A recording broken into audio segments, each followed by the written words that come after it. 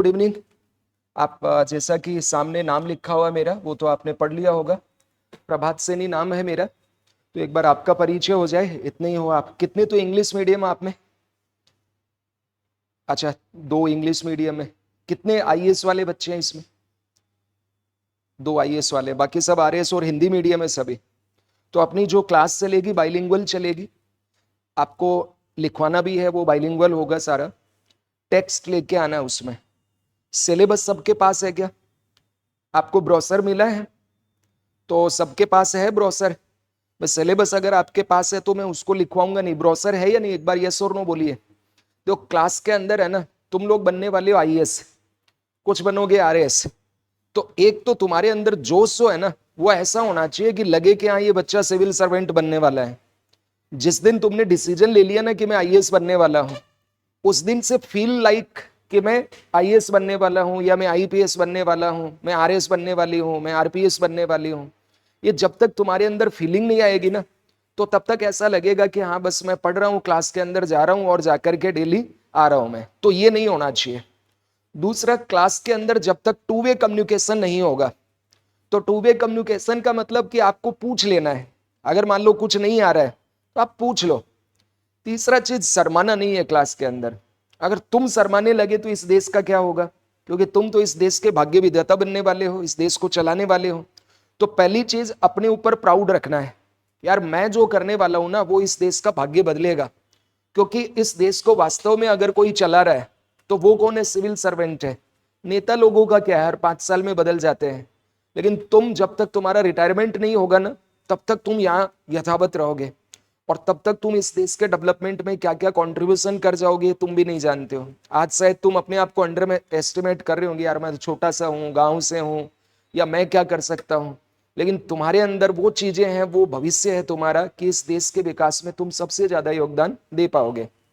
तो एक बार फटाफट सबका परिचय कर लेता हूँ, फिर आपसे मैं आगे बढ़ूंगा। तो अपना नाम, जिला जहाँ के तुम रहने वाले हो, बस इतना बता देना है। तो आप इससे शुरू करते हैं। संजय जी दौसा से। बेटा आप? पूजा बिटिया कहाँ से हैं? दौसा से। आप बेटा? अनामिका? कोई नाम नहीं, ठीक है। अनामिका कहाँ से हो? हिंडोन सिटी। अच्छा, तुम्हारे हिंडोन की सिटी क्यों लगती है? ऐसे होता है ना, कुचामन सिटी, हिंडोन सिटी। ठीक है, तो ये सिटी क्यों लगा हुआ है? ये पूछा जाता है इंटरव्यू में। नहीं नहीं, ऐसा कुछ नहीं है। ये तो पहले से ही कुचामन सिटी थी। और ये इंटरव्यू में पूछता हूं मैं, आरएस और आईएएस के इंटरव्यू में जब लेता हूं ना, तो उनमें ये सब चीजें पूछा जाता है इस तरह से कि why it is city, it is village. ठीक है, ये बेटा आप बताएं। दीप्ति भी और रानी भी हो? अच्छा ठीक है, दीप्ति बिटिया तो कहां से हो? सवाई माधोपुर से। ये जो स्माइल आई ना आपके चेहरे के ऊपर, ये हमेशा होना चाहिए। आपकी पहली सबसे बड़ी पूंजी क्या होती है? Smiling face. इंटरव्यू में जाओगे तो क्या होना चाहिए? फेस पे स्माइल होना चाहिए। भगवान कृष्ण ने क्या कहा है कि हमेशा मुस्कुराते रहो, वो तुम्हारी स्ट्रेंथ को बताता है। ऐसे गुमसुम नहीं रहना है जिंदगी में। तो दीप्ति रानी बिटिया कहां से आप? वहां जहां अमरूद होते हैं वो लाल क्यों होते हैं? नहीं, कभी सोचा ही नहीं। ओहो, आप बताओ बिटिया। अनुष्का बिटिया सवाई माधोपुर से। आप भी वही सवाई माधोपुर के? अच्छा ये बताओ, सवाई माधोपुर में जो एक बहुत बड़ा फोर्ट है, उसके लिए क्या फेमस उगती है? कुछ बोला जाता है ना उसके लिए, उसको जीता नहीं गया या ऐसा या वैसा। गए हैं कभी वहां पे? ठीक है, आप बताओ टोपी वाले भाई साहब, हिमेश रेशमिया जी। मदन जी। और कौन सा जिला? जालोर। वहां बस में पेपर आउट क्यों होते हैं? सारी बस उधर ही क्यों जाती है? कभी सोचा ही नहीं। चलो आप बताओ बेटा, फिर से बोलिए। हरजी राम जी, जालोर से ही। अच्छा, जालोर में जीरा बहुत होता है, और जीरे को लेकर औरतें गाना गाती है कि देखो कुछ भी करवा लो, जी उड़ो मत हमसे। जीरा होता है ना, उसको जब निकाल दे तो हाथों में चुभ जाता है वो। खैर आप बताओ बेटा, फिर से बोलिए। अकबर खान जी। तो अकबर जी, आपके नवरत्नों के नाम बताओ। अरे अकबर के नवरत्न है ना। ऐसे मुस्कुराओ हमेशा ऐसे। बाड़मेर से हो आप, है ना? अभी कौन सा जिला अलग हुआ बाड़मेर से? बालोतरा। तो घाटा हुआ फायदा हुआ? फायदा हुआ, रिफाइनरी तो वो ले गए, तुम्हें कहीं का फायदा हुआ? बताओ। या सर हमारी रिफाइनरी तो लुट गई, हमें तो कुछ मिला ही नहीं।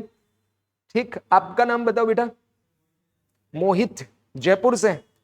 यार जयपुर ही राजधानी क्यों बना, अजमेर क्यों नहीं बना? बताओ क्या था इस जयपुर में ऐसा? क्या था? वो तो आपको पता है, अजमेर ज्यादा समृद्ध था उस समय। अजमेर यूनियन टेरिटरी था, अजमेर मेरवाड़ा। ठीक है, यस आप बताएं। महेंद्र सिंह, आप कहां से हो? तो बाहुबली भी जयपुर से ही है। ठीक है, आप बताओ। त्रिलोक, अरे वाह त्रिलोक जी, आप कहां से? भरतपुर वाले हैं। ठीक है, महाराजा सूरजमल जी। ठीक, आप बताओ बेटा। क्या, फिर से बोलो शर्मा जी, फिर से। सेलेस, अच्छा सेलों के ईस हो आप, यानी हिमालय। ठीक है, तो सेलेस जी आप कहां से? भरतपुर से। मतलब इसमें ज्यादातर देखा जाए तो वेस्ट राजस्थान भी और ईस्ट राजस्थान भी है, ईस्ट राजस्थान का और सेंट्रल राजस्थान भी है, सदर्न राजस्थान भी है, जालोर। ठीक है, तो अपने को पहली चीज तो क्या, देखो तैयारी जब करें ना तो उसके कुछ रूल्स होते हैं। तैयारी करने के लिए कुछ स्थापित रूल्स होते हैं और उनको आपको फॉलो करना है। सबसे बड़ा रूल जो है वो है अपने प्रति ईमानदार रहना है। 1.5-2 साल जब तक तुम्हारा तैयारी चल रहा है तो तुम सबसे सौभाग्यशाली हो कि तुम्हें घर वालों ने तैयारी करने के लिए भेजा है। और इस तैयारी के लिए तुम्हें अपने प्रति ईमानदार रहना है। और अपने प्रति ईमानदार का मतलब क्या है कि सर ईमानदार तो हम हैं ही। उसका मतलब यह है कि जितना आपको पढ़ाया जाए वो सारा का सारा जाके घर पे देखना है। इसके लिए आपके पास कुछ टेक्स्ट होंगी, उन टेक्स्ट को भी आपको पढ़ना है, ईमानदारी से उनको फॉलो करना है। और फिर कुछ आपको क्वेश्चन दिए जाएंगे डेली की डेली। 1-2 दिन बाद मैं तो आपका डेली टेस्ट लूंगा, यानी जैसे आपकी क्लास होगी तो 2 घंटे की क्लास होगी 6 से 8 बजे तक, तो 7:50 पे आपका प्रीलिम्स का टेस्ट होगा। 10-15 क्वेश्चन उसमें डेली दूंगा। फिर 7 दिन जैसे ही होगा तो उसमें आपका आधा 1 घंटे का टेस्ट लूंगा मैं। ठीक है, आपको लेक्चर प्लान मिल जाएगा, या तो हो सकता है दे दिया होगा या आपको ये कल बल में दे देंगे। तो उसमें आपके दिया हुआ है कि प्रीलिम्स और मेंस का आपका टेस्ट होता रहेगा। और वो टेस्ट आपके लिए सबसे इंपॉर्टेंट है, क्योंकि आपने पढ़ तो लिया लेकिन उस पढ़े लिखे में से आपको याद कितना है उस चीज को ध्यान रखना है। और वो चीजें आप जब तक लिखोगे नहीं, सिविल सर्विसेज जो है ये राइटिंग का गेम है। इसमें आपको नंबर तभी मिलेगा जब आप ज्यादा से ज्यादा लिखोगे। और लिखोगे प्रीलिम्स में जैसे सब मान लो या तो पास होंगे या तो फेल होंगे, मेंस में उसका नंबर जुड़ता नहीं है। मेंस का नंबर ही आपका रैंक को बनाता है और एक इंटरव्यू का है। तो अपन सीधा अपने इसके ऊपर आते हैं। मेरा परिचय सिंपल सा है, न चिंता न फिकर, गांव खंडेला जिला सेकर। ये मेरा परिचय सबको समझ में आ गया होगा। तो मेरा गांव तो है खंडेला, जहां पे यूरेनियम मिला है भारत में सबसे ज्यादा। अगर आपसे पूछें कि भारत में सबसे ज्यादा यूरेनियम के भंडार किस राज्य में है तो राजस्थान। राजस्थान के कौन से जिले में? सीकर। सीकर में कहां पे? रोयल गांव में। ठीक है, और पिछले 15 वर्षों से मैं सिविल सर्विस वाले बच्चों को पढ़ा रहा हूँ, विभिन्न एकेडमिक्स के अंदर पढ़ाया मैंने, काफी लंबा अनुभव रहा है। राजस्थान का ऐसा कोई जिला नहीं है जहाँ पे मेरा स्टूडेंट ना रहे। हर जिले के अंदर लगभग मुझसे पढ़े हुए एसडीएम, कोई आरपीएस है, कोई आईएएस है, कोई मान लीजिए किसी पोस्ट के ऊपर आपको मिल ही जाएगा। तो हम लोग आराम से बातचीत करेंगे अपने विषय के ऊपर। तो आज हम लोग बात करते हैं इकोनॉमिक्स के ऊपर। ये पीपीटी आपको ऑनलाइन मिलती है, ठीक है, आपकी ऐप जो होगी ना तो उसके ऊपर भी आएगी। इसमें आपका एक तो सिलेबस दिया हुआ है कि भाई क्या क्या आपको पढ़ना है इकोनॉमिक्स के अंदर। तो देखो, एक तो इसमें पहले हम बात करते हैं यूपीएससी इकोनॉमी में क्या क्या है। तो यूपीएससी एग्जामिनेशन के अंदर प्रारंभिक परीक्षा जो है उसमें केवल इतना लिखा हुआ है। आपका सिलेबस क्या लिखा हुआ है, सिर्फ इतनी सी बात उसमें दी हुई है। क्या क्या है? तो इसमें economics, economic and social development, पहला क्या टॉपिक है? आर्थिक और सामाजिक विकास एंड सस्टेनेबल डेवलपमेंट, सतत विकास। उसके बाद में है पॉवर्टी, फिर इंक्लूजन, समावेशन, डेमोग्राफी और सोशल सेक्टर की जितनी भी इनिशिएटिव है यानी स्कीम्स हैं। तो यूपीएससी ने लिखा तो बहुत कम है, लेकिन मजे की बात यह है कि वो प्रश्न बहुत कुछ पूछ लेता है, इससे आउट ऑफ द जाकर क्वेश्चन पूछता है। तो अब उसमें फिर सिलेबस हमको ये मानना है कि भाई क्या क्या इसके अंतर्गत यूपीएससी में पूछा जाता है।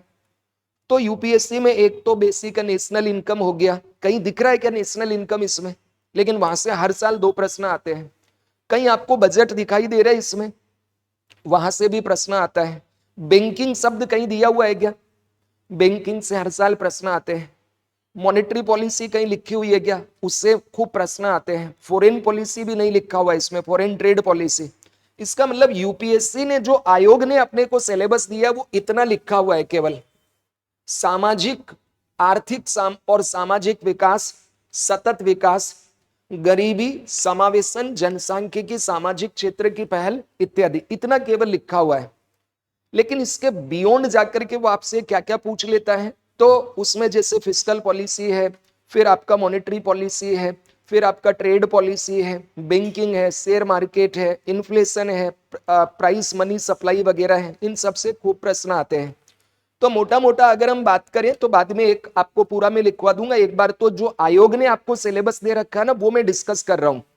अब मेंस जो है, तो मेंस के अंदर ये आपका आता है जीएस पेपर 3rd में। ठीक है, इतना आप जानते हैं कि यूपीएससी जो है, यूपीएससी फर्स्ट पेपर में आपका history, art and culture, geography, Indian society, 250 number का यूपीएससी होगा। सेकंड जो पेपर है, तो सेकंड पेपर में आपका है polity and governance, IR and social justice, 250 number का वो है। थर्ड पेपर जो यूपीएससी का है, उसमें एक तो है साइंस एंड टेक्नोलॉजी, उसी में है आपका इकोनॉमी, और वहां पे disaster management, environment and ecology, internal security, third paper में। और फोर्थ पेपर जो है, उसमें आपका है बच्चों ethics, ethics, integrity and aptitude. तो इकोनॉमी जो है वो आपको कहां मिलेगी? जीएस पेपर 3rd में, मेंस के अंदर। अभी आईएएस की बात हो रही है, आरएएस पे अभी आऊंगा मैं, है ना। फिर आपको लगेगा कि आरएएस और आईएएस दोनों में सेम ही है, और मेरे बहुत से ऐसे स्टूडेंट हैं, जैसे गौरव बुढ़ानिया है, तो गौरव बुढ़ानिया 12वीं रैंक थी उनकी आरएएस 2018 वाली में, ठीक, और 2021 में उनका फाइनल रिजल्ट आता है, 12वीं रैंक से वो बनते हैं आरएएस। 13वीं रैंक से वो ऑल इंडिया रैंक उनकी आईएएस में आती है। उन्होंने आरएएस की तैयारी करके और आईएएस भी निकाला है। त्रिलोक सिंह रावत है, तो वो भी आरएएस के स्टूडेंट, यानी उन्होंने पढ़ाई आरएएस की है, लेकिन 20वीं रैंक से आईएएस बने हैं। इसका मतलब दोनों का सिलेबस लगभग सेम है, बस थोड़ा सा नेचर अलग है, उस पर हम बात करेंगे। तो मेंस के अंदर जो सिलेबस है वो डिटेल दिया हुआ है, 8-9 पॉइंट्स में दिया हुआ है यूपीएससी ने। जैसे पहला है भारतीय अर्थव्यवस्था तथा योजना, इंडियन इकोनॉमिक एंड प्लानिंग, संसाधनों को जुटाने, समृद्धि, विकास और रोजगार से संबंधित विषय। फर्स्ट जो आपका चैप्टर दिया हुआ है, that is Indian economy and issues relating to planning, mobilisation of resources, growth, development and employment. अब इसके अंदर क्या क्या टॉपिक हैं, तो देखो ध्यान से। एक तो है कि भाई भारतीय अर्थव्यवस्था, इंडियन इकोनॉमी क्या है, प्लानिंग क्या है, रिसोर्स मोबिलाइजेशन क्या है, ग्रोथ क्या होती है, डेवलपमेंट क्या होता है, और एम्प्लॉयमेंट से संबंधित जैसे बेरोजगारी है, उससे संबंधित जितने भी मुद्दे हैं सरकार के, वो सारा आपको इसमें पढ़ना है। तो ये 4-5 टॉपिक है अपने आप में। फिर एक आता है inclusive development and related issue. ठीक है, इंक्लूसिव डेवलपमेंट मतलब तुम सब मान लो देश के नागरिक हो, ये गरीब है, ये अमीर है, ये गरीब है, ये अमीर है, ये गरीब है, क्या ये इंक्लूसिव ग्रोथ है क्या? नहीं, ये तो इनइक्वालिटी हो गया।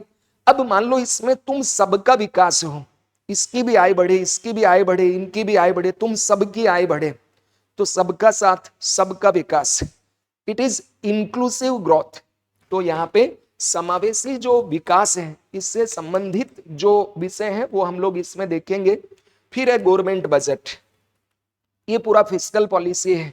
इसमें गवर्नमेंट बजट क्या होता है, टैक्सेशन क्या होता है, सब्सिडी क्या होता है, डेफिसिट क्या होता है, विभिन्न प्रकार के जो गवर्नमेंट के घाटे हैं वो कौन कौन से हैं, फिस्कल डेफिसिट क्या है, इन सब के बारे में डिटेल स्टडी हम लोग यहाँ पे देखने वाले हैं। फिर ये पूरा मेजर क्रॉप्स, ये पूरा का पूरा अगर इसको एक शब्द में मैं आपको दूं तो ये है एग्रीकल्चर। क्या है? एग्रीकल्चर, कृषि। तो इसमें क्या क्या पढ़ना है? एक तो पढ़ना है देश के विभिन्न भागों में फसलों का पैटर्न, आरएस में भी है, इसमें भी है। फिर सिंचाई के विभिन्न प्रकार क्या क्या हो सकते हैं, जैसे irrigation by canal, irrigation by ponds, irrigation by wells, ठीक है, और फिर ड्रिप इरिगेशन है, स्प्रिंकलर इरिगेशन है। तो these are type of various type of irrigation in India. फिर कृषि उत्पादन का भंडारण, किसान उत्पादन तो खूब करता है लेकिन भंडारण की बहुत बड़ी समस्या है, इसलिए कई बार आलू प्याज टमाटर सड़ जाते हैं। लास्ट ईयर 92,500 करोड़ की फल सब्जी इसलिए बर्बाद हो गई कि किसानों के पास भंडारण सुविधाएं नहीं है। अब आप सोच के देखो, 1 लाख करोड़ रुपया हमारी जीडीपी में जुड़ता, वो बर्बाद हो गया due to lack of warehouses. तो ये हमें पढ़ना है। फिर transportation, marketing of agricultural product and related issues and problems, ये हमें इसमें देखना है। फिर किसानों की सहायता के लिए ई प्रौद्योगिकी, ई टेक्नोलॉजी, जैसे आज बारिश आएगी या नहीं आएगी, वेदर फोरकास्टिंग, ड्रोन टेक्नोलॉजी, ठीक है। इसके अलावा ई किसान, ई चौपाल, बहुत सारी ऐसी टेक्नोलॉजी है जिससे किसानों को फायदा मिलता है, तो वो हमें देखना e technology in the aid of farmers. उसके बाद बेटा नेक्स्ट आपका जो टॉपिक है direct and indirect agricultural subsidy. इसमें आप देखोगे green box, blue box, red box, amber box, इस प्रकार की विभिन्न सब्सिडी हैं। और फिर मिनिमम सपोर्ट प्राइस, ये देखते हो ना, किसानों का जो आंदोलन हुआ था तो उसमें वो एक बात कह रहे थे कि हमें एमएसपी की गारंटी चाहिए। एमएसपी का मतलब क्या होता है कि तुम्हारी फसलों को हम न्यूनतम मूल्य पर खरीदेंगे, वह न्यूनतम मूल्य जिस मूल्य पर किसान जो है इनकी प्रोड्यूस, इनकी उत्पादन को सरकार खरीदती है, उसको कहते हैं मिनिमम सपोर्ट प्राइस। जैसे मान लो गेहूं है, तो गेहूं मान लो सरकार ने कहा कि भाई हम 2400 रुपए पर क्विंटल के भाव से खरीदेंगे। अगर बाजार में मान लो 2300 है तो किसान कहाँ बेचे? सरकार को। और बाजार में हो जाए 2500 तो कहाँ बेचो? बाजार में। तो तुम्हें ये मिनिमम मूल्य है, इतना तो मिलेगा ही, इससे ज्यादा है तो बाजार में बेच दो, कम है तो मत बेचो, हम खरीद लेंगे तो तुम्हें घाटा नहीं होगा। It is minimum support price. तो क्या है, क्यों इसकी चुनौती है, सरकार के खिलाफ आंदोलन क्यों हो रहे हैं, कानून कौन कौन से थे वो देखेंगे। फिर है जन वितरण प्रणाली, पब्लिक डिस्ट्रीब्यूशन सिस्टम। राशन वाला नाम सुना ना आपने, वो सब इसमें पढ़ेंगे। ऑब्जेक्टिव क्या है, कैसे दिया जाता है, लिमिटेशन क्या है, रिफॉर्म क्या करें, बफर स्टॉक क्या होता है, फूड सिक्योरिटी रिलेटेड क्या इश्यूज है देश में, फिर टेक्नोलॉजी मिशन क्या इससे रिलेटेड, और फिर पशुपालन संबंधी अर्थशास्त्र है जो इकोनॉमिक्स ऑफ एनिमल रेयरिंग। हमारे देश के अंदर दुनिया में पशुपालन भी तो बहुत बड़ा है ना, डेयरी उद्योग, तो वो भी जीडीपी के अंदर बहुत बड़ा कंट्रीब्यूशन देता है, इसके बारे में भी हम लोग देखेंगे। उसके बाद में बेटा नेक्स्ट जो आपका टॉपिक है that is food processing industry in India. Food processing क्या होता है, सिंपल तुम जानते हो, अचार खाया सभी ने, पिकल्स, पापड़ खाइए, बिस्किट खाया है, chips, Kurkure, chocolate, these are example of food processing. तो ये 150 अरब डॉलर, ठीक है, 150 बिलियन डॉलर से ज्यादा बड़ा मार्केट है। तो ये इसका एक तो देखेंगे कार्य क्षेत्र, इंपोर्टेंस, स्थान, ऊपरी और नीचे की अपेक्षाएं, आपूर्ति श्रृंखला, आईएएस में भी, आरएएस में भी है। और इसमें गारंटी है मेरी, हर साल आईएएस में एक प्रश्न आता है और मेरे नोट से बाहर नहीं जाता है, इतनी गारंटी है। आरएएस के अंदर मेरे इकोनॉमिक्स के नोट्स आपके पास रहेंगे, एक प्रश्न बाहर नहीं जाता, इतना डिटेल हम लोग उसको पढ़ाते हैं। और यूपीएससी में तो हर साल गारंटी है कि कम से कम 2 बड़े प्रश्न एग्रीकल्चर से आते ही आते हैं, और एक प्रश्न यहां से बड़ा वाला आएगा ही आएगा यूपीएससी में। बात समझ रहे हो, फिक्स है कि यहां से हर साल आता है। पिछले 10 साल का पेपर उठा के देख लो, चूंकि यही तो भविष्य है भारत का, बहुत बड़ा इंडस्ट्री है, 150 बिलियन डॉलर बहुत होते हैं। उसके बाद में है भारत में land reform, land reform in India. तो ये यूपीएससी मेंस का सिलेबस है इकोनॉमी का, सेम सिलेबस आपका है आरएस का, बस आरएस में ये टॉपिक नहीं है, लैंड रिफॉर्म इन इंडिया, बाकी सब टॉपिक है वहां पे भी, ठीक।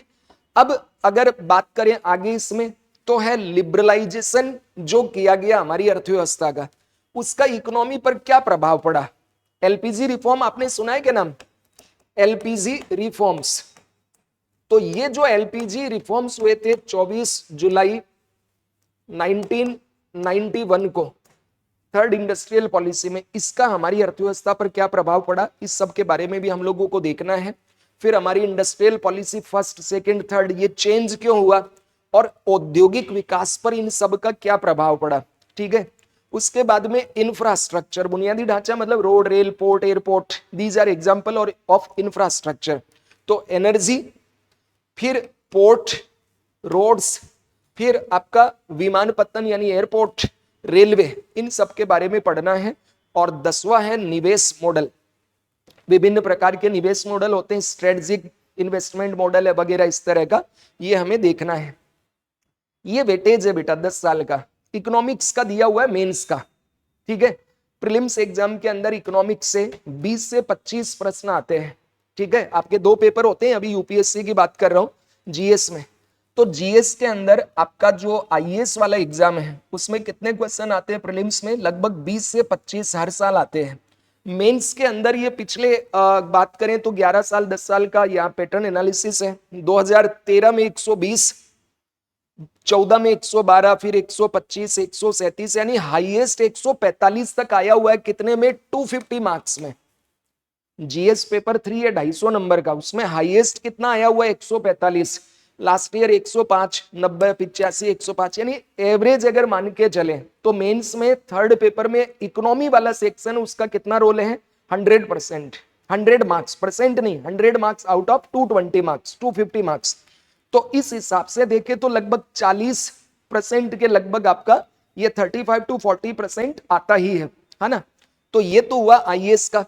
अब आरएस की भी बात कर लेते, तो आईएएस वाले बच्चों का, अभी आरएस वालों ने सुना तो 5 मिनट तुम इनका भी सुन लो। आरएस में एकदम वेल डिफाइंड सिलेबस है, प्रीलिम्स का भी और मेंस का भी। साफ साफ आयोग ने दिया कि क्या पढ़ना है भाई तुम्हें। तो प्रारंभिक परीक्षा में यह कहा कि एक तो आपको पढ़ना अर्थशास्त्र की मूलभूत अवधारणाएं, यानी बजट मेकिंग, बैंकिंग, लोक वित्त, public finance, GST, national income, growth and development का basic knowledge.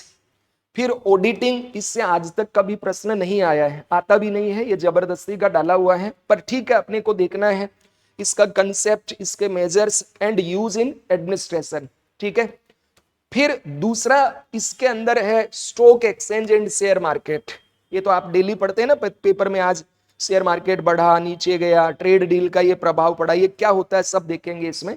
Then fiscal policy and monetary policy, इसमें बजट, टैक्स, और इसमें आरबीआई, उसके मॉनेटरी पॉलिसी, बैंकिंग वगैरह ये सब आ जाएगा। सब्सिडी, पब्लिक वितरण प्रणाली यानी पब्लिक डिस्ट्रीब्यूशन, तो वहां थोड़ा डिटेल दिया हुआ था, यहाँ केवल नाम लिख दिया है, ठीक है। पीडीएस क्या होता है? राशन वाला। फिर ई कॉमर्स, ठीक है। फिर मुद्रास्फीति, इसका कंसेप्ट, इफेक्ट एंड कंट्रोल कैसे होता है। मुद्रास्फीति मतलब कीमतें बढ़ जाना, रुपए की वैल्यू गिर जाना। जैसे मान लो पहले ये 100 रुपए का था, कितने का था? 100 रुपए का। तो 100 रुपए की वैल्यू क्या थी? एक पेन था, 1 पेन इज इक्वल टू 100 रुपए। अब क्या हो गया? ये मान लो एक पेन हो गया कितने का? तो 200 रुपए का। तो पहले 100 रुपए की औकात थी एक पेन, अब 200 रुपए की औकात है एक पेन, मतलब इस रुपए की तो वैल्यू कम हो गई और पेन जो है ये महंगा हो गया। तो इसको कहते हैं इन्फ्लेशन। मतलब क्या है कि पहले मान लो, देखो सिंपल सा है, ये एक पेन था, पहले कितने का था? 100 का। अब वही सेम पेन कितने का हो गया? 200 का। तो कितनी वैल्यू, प्राइस कितना बढ़ गया इसका? 100। कितना बढ़ा? 100। तो ये क्या है? महंगाई है। 100 रुपया क्या है? महंगाई है। कितना बढ़ा? 100 रुपया। फिर कितने पे बढ़ा? 100 रुपया था पहले, अब 100 रुपया बढ़ गया, तो परसेंटेज निकालोगे इसमें, तो कितना? 100% महंगाई हो गई ना। तो महंगाई कितनी बढ़ गई? 100%। यानी कीमत किस दर से बढ़ती है? दैट इज इन्फ्लेशन, ठीक है। फिर क्या प्रभाव होता है, इसको कैसे रोका जाता है? फिर उसके बाद में आर्थिक विकास और आयोजन, इकोनॉमिक डेवलपमेंट एंड प्लानिंग। तो इसमें आता है सेक्टर ऑफ इकोनॉमी, वही कृषि, उद्योग और सेवा क्षेत्र। देन व्यापार, ये वहां पे भी था यूपीएससी में भी, बस वहां पे थोड़ा डिटेल दिया, पढ़ना उतना ही है, लेकिन यहाँ पे केवल इतना लिखा है कृषि। तो अब इसमें पूरा पढ़ना है, एग्रीकल्चर क्या है, एग्रीकल्चर से रिलेटेड रिवोल्यूशन कौन कौन सी है, एग्रीकल्चर की प्रॉब्लम क्या है, एग्रीकल्चर डेवलपमेंट के लिए इनिशिएटिव क्या है, और ई डेवलपमेंट क्या किया है, वगैरह वगैरह सब सेम है। फिर उद्योग, तो इसमें एलपीजी रिफॉर्म देखना है, इंडस्ट्रियल पॉलिसी देखना है, सब कुछ आएगा वही। फिर है प्रमुख आर्थिक समस्याएं और सरकार की पहल, आर्थिक सुधार एवं उदारीकरण। था ना वहां आपका टॉपिक एक लिबरलाइजेशन वाला, मैंने लिखा था एलपीजी रिफॉर्म, याद आ रहा है? सेम टॉपिक आपका आरएस के अंदर भी दिया हुआ है। इसका मतलब सिलेबस क्या है? लगभग सेम है। उसके बाद बेटा मानव संसाधन और आर्थिक विकास, तो ये यूपीएससी पीटी में आपका पहला ही टॉपिक है। इसमें आप पढ़ते हैं एचडीआई, मानव विकास सूचकांक, सुना है नाम ऐसा कि भारत का मानव विकास सूचकांक में रैंक है 130, कभी 131, कभी 132। बात समझे? तो ये क्या होता है, कैसे निकाला जाता है, ये देखेंगे। फिर है ग्लोबल हैप्पीनेस इंडेक्स, फिर गरीबी बेरोजगारी, वहां पे भी था, यहाँ पे भी है गरीबी बेरोजगारी। क्या होता है, टाइप्स, रीजन, इसका निदान कैसे होगा, और वर्तमान फ्लैगशिप योजना यानी इसके लिए सरकार कर क्या रही है। और फिर है सामाजिक न्याय और अधिकारिता, यानी कमजोर वर्गों के लिए, एससी एसटी ओबीसी माइनॉरिटी और महिलाओं के लिए गवर्नमेंट की स्कीम्स। तो वहां पे भी इनिशिएटिव दिया हुआ था, यहाँ पे भी दिया हुआ, बस नाम बदल दिया, कान यूं पकड़ो या यूं पकड़ो, कान ही पकड़ा जाएगा। तो ये आपका पीटी के अंदर इंडियन इकोनॉमी और ग्लोबल इकोनॉमी का था। अब इसमें आरएस के अंदर जो एक्स्ट्रा आपको पढ़ना है ना बेटा, वो क्या पढ़ना है, राजस्थान की इकोनॉमी। क्या पढ़ना है, राजस्थान की इकोनॉमी। ये यूपीएससी में नहीं पढ़ना है। तो जब मान लो आपका आईएएस वाला और आरएस का एक साथ चलेगा, तो केवल उसमें इंडियन इकोनॉमी और ग्लोबल इकोनॉमी चलेगा। अब कोई बच्चा जो आईएएस के बैच में एडमिशन लिया और यदि वो चाहे कि सर मैं भी बैठ जाऊं, क्या दे लूंगा आरएस, क्योंकि होम स्टेट का है तो दे ही लेते हैं लगभग, तो आपको अलाउ किया जाएगा, कंपलसरी नहीं है, वो अलग से चलेगी आपकी उस समय जब आपका बैच अलग होगा, बाकी सब सेम चलेगा, ठीक है। फिर उसके बाद में अब इसमें वही है, राजस्थान का पूरा अर्थव्यवस्था का परिदृश्य, कृषि, फिर समृद्धि, विकास, आधारभूत संरचना वगैरह हो गया, फिर प्रमुख विकास परियोजनाएं, प्रमुख कल्याणकारी योजनाएं हैं, ठीक है। इसके अलावा फिर ये आ गया मेंस। अब थोड़ा इसके पैटर्न को समझो। आरएस जो मेंस है, कौन सा, आरएस। तो आरएस मेंस में टोटल है बेटा 4 पेपर। कितने हैं, 4 पेपर्स। एक पेपर है 200 अंक का, कितने मार्क्स का है, 200 मार्क्स। टोटल कितने हो गए, 800 मार्क्स। कितने मार्क्स हो गए, 800। इसमें जो पहला पेपर है, first paper, then second paper, then third paper, then fourth paper. तो फर्स्ट जो पेपर है इसके अंदर क्या क्या आपको पढ़ना है। फर्स्ट पेपर में एक तो आपका है हिस्ट्री, इंडिया मतलब वर्ल्ड, देन इंडिया और देन राजस्थान। फिर दूसरा इसमें आपको पढ़ना है इकोनॉमी, सेम वर्ल्ड, इंडिया और राजस्थान। तो ये पूरा का पूरा पोर्शन मैं पढ़ाऊंगा आपका। तो इसमें क्या क्या चलेगा आपका, world, India and Rajasthan economy. इसके बाद इसका तीसरा पार्ट है, उसमें है सोशियोलॉजी, ठीक है। फिर मैनेजमेंट और ऑडिटिंग एंड अकाउंटिंग,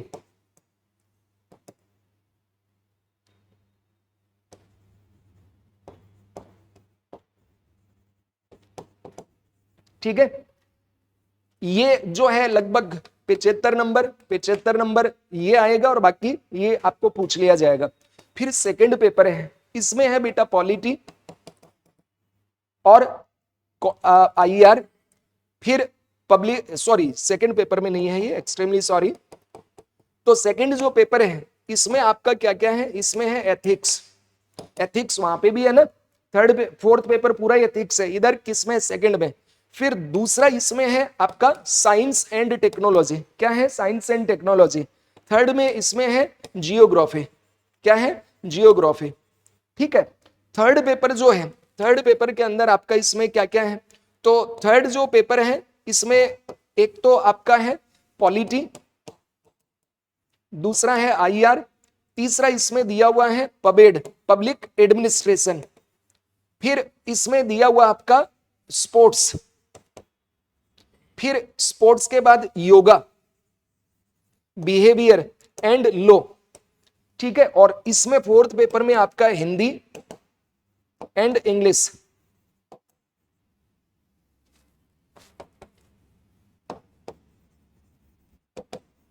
तो 120 नंबर का तो ये है और 80 नंबर का ये है।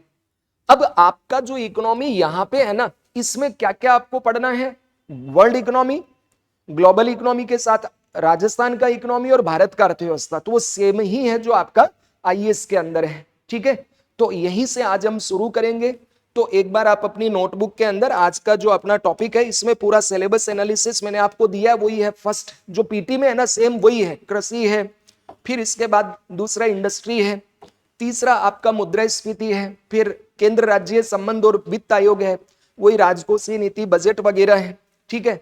इसके बाद में बजट कैसे बनता है, राजकोषीय नीति और टैक्स रिफॉर्म इन इंडिया। फिर अगला है अनुदान यानी सब्सिडी, ग्रांट्स और फिर कैश ट्रांसफर वगैरह। फिर राजस्व और व्यय की प्रवृत्तियां, आर्थिक गतिविधियों में सरकार की भूमिका और पब्लिक प्राइवेट मेरिट गुड्स। इसके बाद में दिया हुआ सोशल सेक्टर जिसमें poverty, unemployment, inequality, health policy और एजुकेशन पॉलिसी। और फिर इफेक्टिव रेगुलेटर की प्रॉब्लम और फिर redefining the role of the state in the economic development and employment oriented growth strategy. ये टोटल 12 जो टॉपिक है ये तो है इंडियन इकोनॉमी। फिर इसमें है ग्लोबल इकोनॉमी सेक्शन बी में। इसमें बेटा आपको पढ़ना है, एक तो पढ़ना है वर्ल्ड बैंक, एक पढ़ना है IMF और एक पढ़ना है वर्ल्ड ट्रेड ऑर्गेनाइजेशन, ठीक है। ग्लोबल इकोनॉमी में RS में कम है, IS में तो बहुत पढ़ना है, ब्रिक्स भी पढ़ना है, SCO भी पढ़ना है, आसियान पढ़ना है, वहां यूरोपीय यूनियन पढ़ना है, मर्कोसुर पढ़ना है। कल गए ना मोदी जी ब्रिक्स में, तो मर्कोसुर से एग्रीमेंट करके आए हैं, ठीक है। फिर sustainable development and climate change, ये मेंस के अंदर ग्लोबल इकोनॉमी का है आपका RS में, जबकि IS में थोड़ा ज्यादा है, ठीक है। फिर वापस आपकी आ जाती है राजस्थान की इकोनॉमी, सेम वही है, कृषि वगैरह जो आप ऑलरेडी डिस्कस में कर चुका हूं, बस ये PT के बजाय अब मेंस आ गया।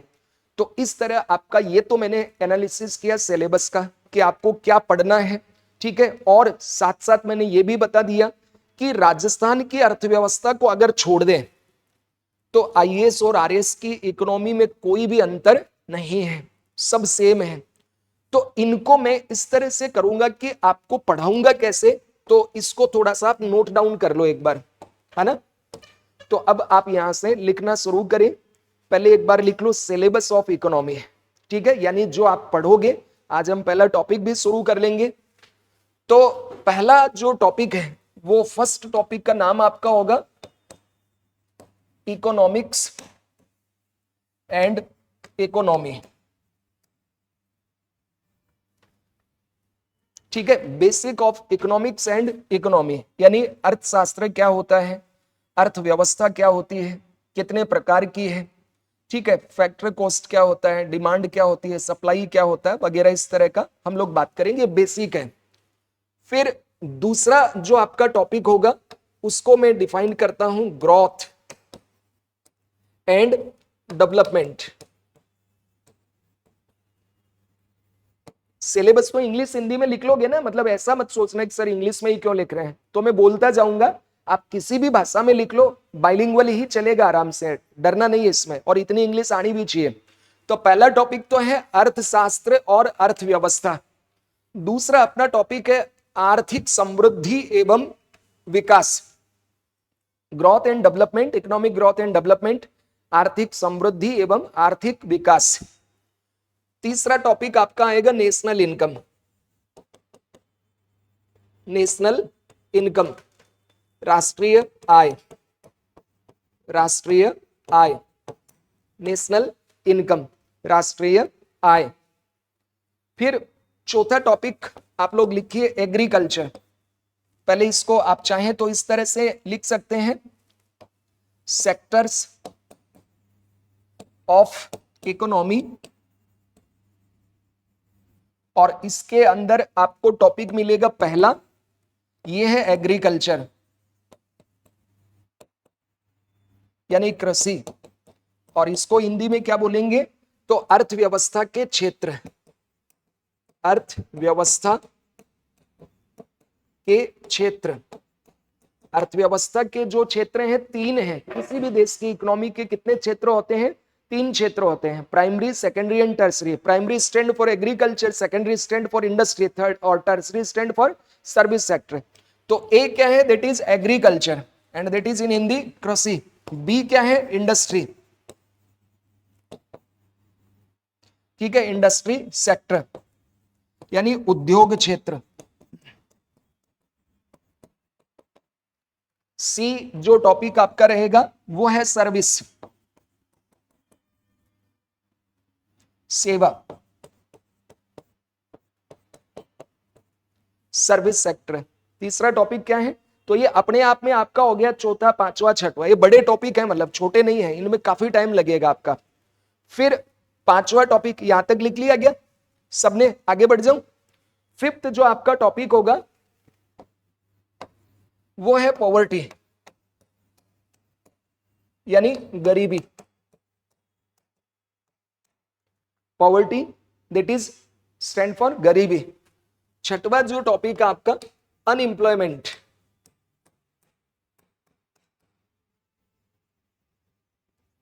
बेरोजगारी।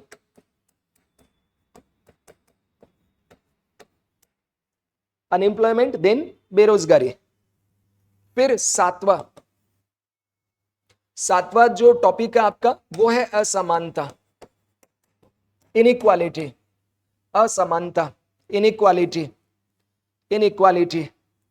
फिर आठवां जो टॉपिक आपको पढ़ना है वो है आपका फिस्कल पॉलिसी। हिंदी में इसको बोलते हैं राजकोषीय नीति। फिस्कल पॉलिसी, ये है इनइक्वालिटी। फिर इसके बाद में है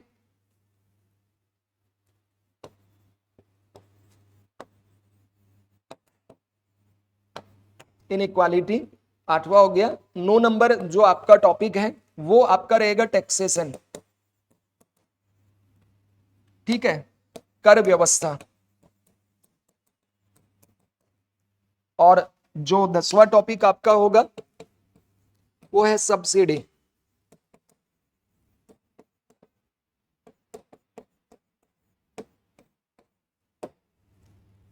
फिर 11वां जो आपका टॉपिक होगा दैट इज मॉनेटरी पॉलिसी,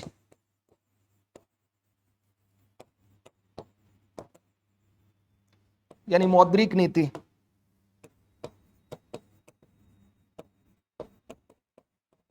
कौन सा नीति? मौद्रिक नीति। इसमें मनी सप्लाई वगैरह इस तरह का हम देखेंगे। फिर 12वां टॉपिक आपका रहेगा इन्फ्लेशन, इसको हिंदी में बोलते हैं मुद्रास्फीति। क्या बोलते हैं इसको? मुद्रास्फीति, inflation that is stand for मुद्रास्फीति। तो इसमें सारा देखेंगे क्या होता है, कितने प्रकार होते हैं, प्रभाव क्या पड़ता है, कैसे रोका जाता है, इसके सूचकांक इंडेक्स क्या क्या होते हैं, वो जब पढ़ेंगे। अभी तो नाम लिख लो। यहां तक सबका हुआ 12 तक। फिर 13 banking in India,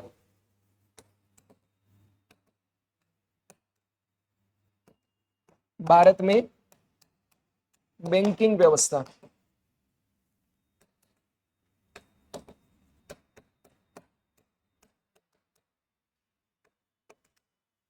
banking in India. फिर देन है शेयर मार्केट,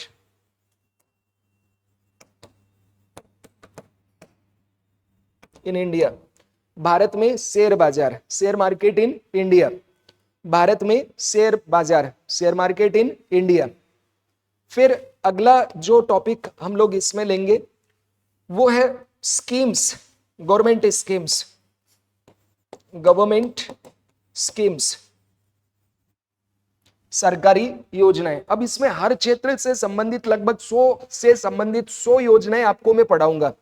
और मैं इतना दावा करता हूं आपसे कि उन स्कीम्स के बाहर नहीं जाता है, वो आपकी हर स्कीम में आपको पढ़ाऊंगा, आपको करंट अपडेट करके एकदम वो चलेगा, ठीक है। तो जितने प्रीवियस स्कीम है, जिस दिन आपका एग्जाम होगा उसके 1 महीने पहले तक की स्कीम्स आपको मैं पढ़ा के अच्छे से याद करवा के और पूरा सिनॉप्सिस बना के सिखाऊंगा। वो आपके याद रहेगी टिप के ऊपर। जिस तरह मुझे याद है वैसे आपको भी याद होनी चाहिए और आप याद कर लोगे। और यहां से आरएस में भी और आईएएस में भी भर भर के प्रश्न आते हैं इकोनॉमिक्स में, ठीक है। फिर इसके बाद में अगला जो टॉपिक आपका वो है फाइनेंस कमीशन,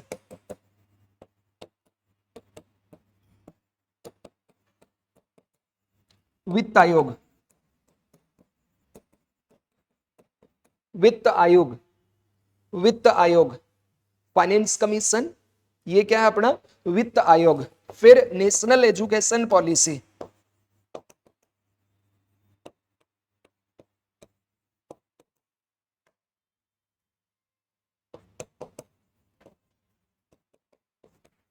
अपन क्या बोलते हैं, नई राष्ट्रीय शिक्षा नीति, अपन बोलते हैं नई शिक्षा नीति। ये NEP stand for national, not new. क्या है? राष्ट्रीय शिक्षा नीति 2020, एनईपी 2020, ठीक है। उसके बाद में नेक्स्ट जो अपना टॉपिक रहेगा वो है हेल्थ पॉलिसी, 2017, स्वास्थ्य नीति 2017, हेल्थ पॉलिसी 2017, हेल्थ पॉलिसी 2017। फिर यहां तक लिख लो, आगे बढ़ो। हेल्थ पॉलिसी डन, ऑल, ठीक है। फिर आगे, अब ये केवल आरएस वाले बच्चों को लिखना है, फिर आईएएस वालों को लिखवाऊंगा। 2-3 टॉपिक है ऐसे, मतलब जो केवल आरएस में है, 2-3 है। तो अभी जो लिखवा रहा हूं वो ओनली आरएस वाले बच्चे लिख ले, है ना। तो इसमें जो है एक है प्रभावी नियामक की भूमिका, ये ओनली फॉर आरएस है, आईएएस में ये टॉपिक नहीं है। फिर दूसरा, तो एक तो हो गया प्रभावी नियामक की समस्या, फिर है role of government in economic activities, आर्थिक गतिविधियों में सरकार की भूमिका, ये भी केवल आरएस में है। आर्थिक गतिविधियों में सरकार की भूमिका only in RS, not in civil service UPSC. Role of government in economic activity. फिर एक टॉपिक और है, public comma private and merit goods, सार्वजनिक, निजी और मेरिट यानी उत्कृष्ट वस्तुएं, public private and merit goods, ये भी आरएस में ही है, आईएएस में नहीं है। अब जो टॉपिक केवल आईएएस में है, ओनली इन आईएएस, तो आईएएस वाले बच्चे लिख लें, ठीक है, ओनली इन आईएएस। तो इसमें आपका एक टॉपिक है इन्वेस्टमेंट मॉडल, निवेश प्रतिमान, ये ओनली आईएएस में है बेटा, ना, ओनली इन आईएएस,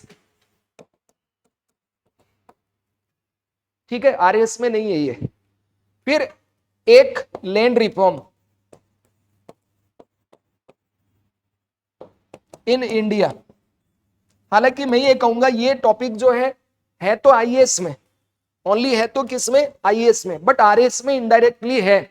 तो आरएएस वाले बच्चे भी इसको पढ़ ले में, जैसे एक बार प्रश्न आरएएस में पूछा हुआ है, एक बार इसमें लैंड रिफॉर्म से प्रश्न पूछा रिसेंट एग्जाम में, जबकि सिलेबस में दिया नहीं है, तो पढ़ लेंगे इसको एक बार, है ना। तो ये दो टॉपिक है जो आईएएस के अंदर है, आरएएस के अंदर नहीं दिया हुआ है। फिर है ग्लोबल इकोनॉमी के टॉपिक, जो भी आपका पॉइंट हो गया, अब मैं पॉइंट तो भूल गया, आगे लिख रहा हूं, ग्लोबल इकोनॉमी, ग्लोबल इकोनॉमी। तो ग्लोबल इकोनॉमी में दोनों के लिए है, पहला टॉपिक बैलेंस ऑफ पेमेंट,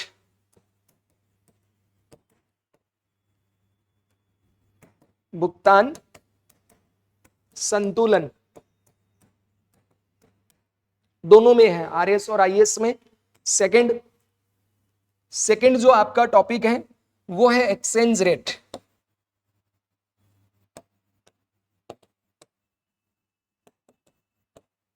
इसको हिंदी में बोलते हैं विनिमय दर प्रणाली, क्या बोलते हैं इसको,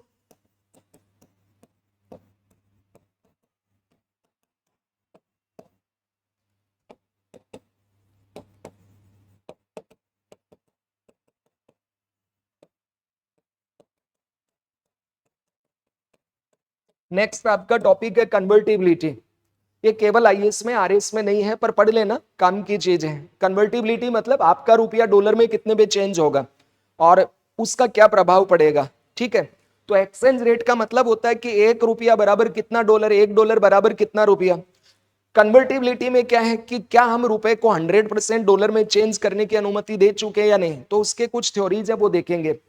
फिर चौथा टॉपिक है फॉर बोथ एग्जामिनेशन, ये है फॉरेक्स, फॉरेन एक्सचेंज रिजर्व, इसको बोलते हैं शॉर्ट में फॉरेक्स, क्या बोलते हैं इसको शॉर्ट में, फॉरेक्स, फॉरेक्स। इसको हिंदी में बोलते हैं विदेशी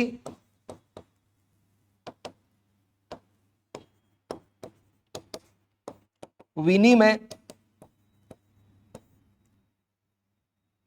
भंडार या विदेशी मुद्रा भंडार।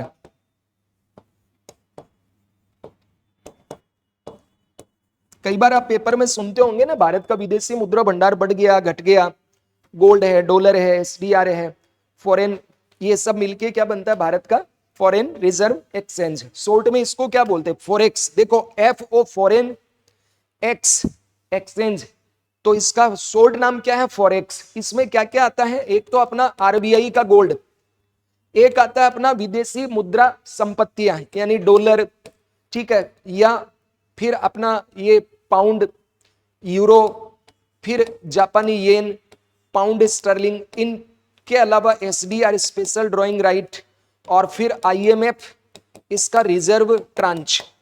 इन चारों का योग क्या कहलाता है, फॉरेक्स। ठीक है, फिर आगे अगला लिखिए नेक्स्ट टॉपिक इसी में फॉरेन में पांचवा, फॉरेन या ग्लोबल इंस्टीट्यूशन, फॉरेन लिख दो इसमें, फॉरेन इकोनॉमिक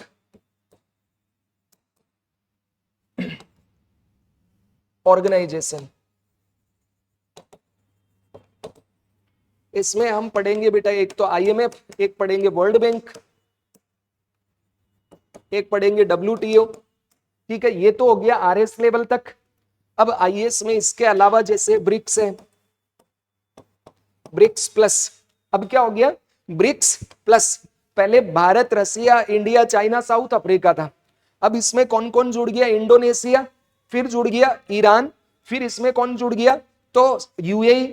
ठीक है, फिर इसमें अपना जुड़ गया इजिप्ट और ये अपना इथोपिया। तो इसलिए अब ये क्या हो गया ब्रिक्स प्लस, टोटल 10 हो गए। सऊदी अरब ने सदस्यता मिली थी पर वापस छोड़ दी। फिर इसके अलावा जैसे मान लीजिए ओपेक, OECD, ये तो है organisation of petroleum export country, ये है organisation of economic developed countries OECD। ठीक है, फिर SAFTA, South Asian free trade agreement, नाम सुना होगा ना, सार्क, दक्सेस। फिर इसी के बाद आगे अपन पढ़ेंगे, ये तो हो गया साफ्टा, फिर अपन देखेंगे आसियान। ठीक है, आसियान और अन्य जितने भी ऑर्गेनाइजेशन जो उस समय चर्चा में रहेंगे, इन सबको अपन देखेंगे। इसके अलावा छठवां देखेंगे रिपोर्ट्स। UPSC का फेवरेट टॉपिक है, UPSC एंड RPSC। इसमें जैसे अपन कौन कौन सी देखेंगे, HDI, ठीक है, ह्यूमन डेवलपमेंट इंडेक्स। फिर इसमें देखेंगे IHDI, inequality human development index. फिर इसके बाद में gender development index, gender inequality index GII। फिर ग्लोबल हंगर इंडेक्स, वैश्विक भूख सूचकांक, ग्लोबल हैप्पीनेस इंडेक्स, वैश्विक खुशहाली सूचकांक। ठीक है, ऐसे बहुत सारे अपनी रिपोर्ट हैं, इन सबको हम पढ़ेंगे। तो ये आपका मोटा मोटा एक सिलेबस है, ये आपके टिप के ऊपर होना चाहिए जैसे मेरे याद है, क्योंकि मुझे एग्जाम में नहीं बैठना है। एग्जाम में कौन बैठेगा, मेरे स्टूडेंट जो सामने बैठे हुए हैं। जिस दिन तुम्हें सिलेबस याद हो गया तो उसका एक फायदा तो ये होगा कि कोचिंग में कोई टीचर तुम्हें धोखा नहीं दे पाएगा। वरना क्या होते हैं कि वो बातें ज्यादा करते हैं, सिलेबस के कुछ पॉइंट छोड़ दिए और आप फिर उसी से प्रश्न आ गया।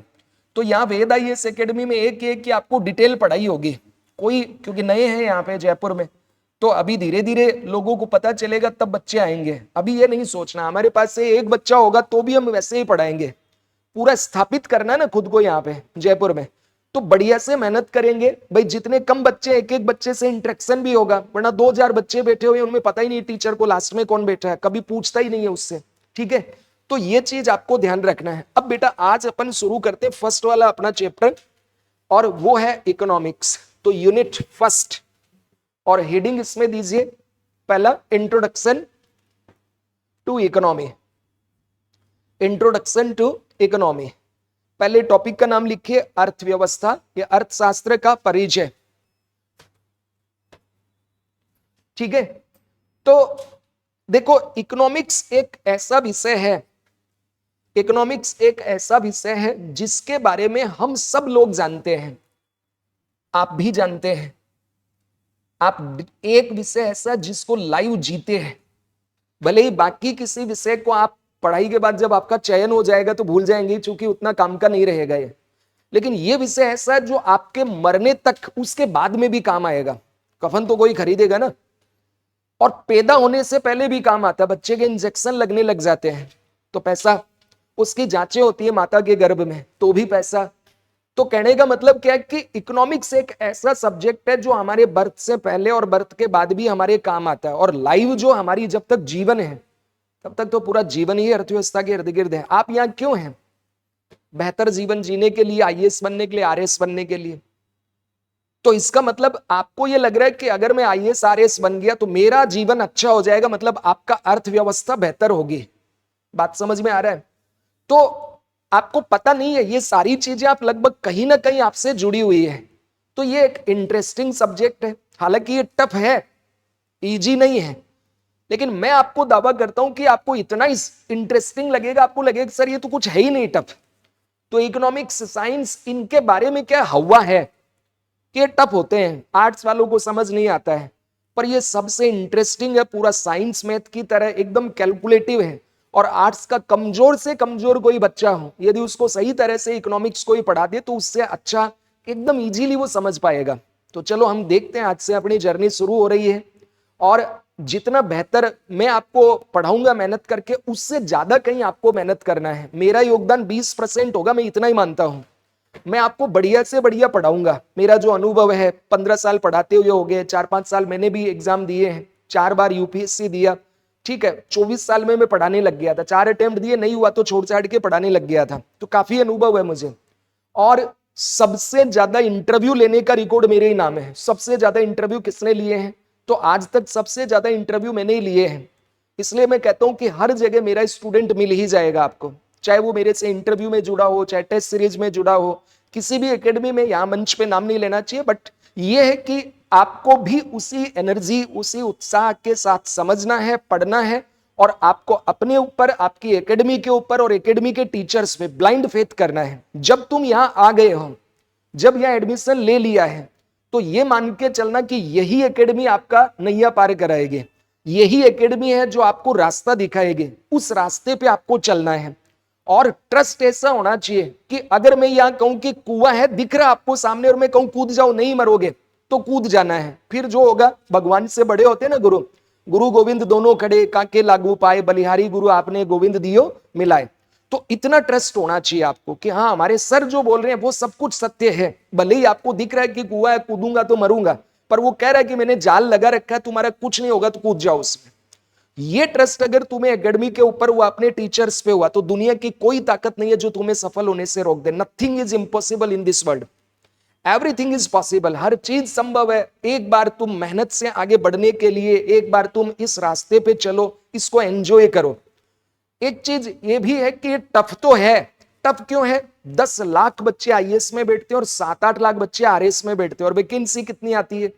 मान लीजिए 1000 मान लो, तो टफ बहुत है, कंपटीशन भी बहुत है, लेकिन असंभव नहीं है। तुम्हारे ही जैसे लड़के लड़कियां आईएएस बने हैं, आरएएस बने हैं, आईएएस बने हैं, या वो आईपीएस बने हैं। इट मींस ये इम्पॉसिबल नहीं है। तो ये ध्यान रखना, खुद पे विश्वास करना, मेरा पहला स्टेटमेंट था ना। और चिंता फिकर जिंदगी में नहीं करना, क्योंकि चिंता जरा मनुष्य नाम, चिंता आपको बूढ़ा कर देगी, चिंता से आपकी जिंदगी बर्बाद हो जाएगी। तो फेथ रखो, मस्त रहो, खुश रहो, एकदम हंसते हंसते पढ़ाई करना है। अब शुरू करते हैं अपन इकोनॉमिक्स। तो सबसे पहले ये इकोनॉमिक्स है क्या? देखो, इकोनॉमिक्स का मतलब क्या है? कोई एक व्यक्ति है, इंडिविजुअल, ठीक है, यानी व्यक्ति। इस इंडिविजुअल, इकोनॉमिक्स क्या है? तो किसी व्यक्ति की आर्थिक गतिविधियां,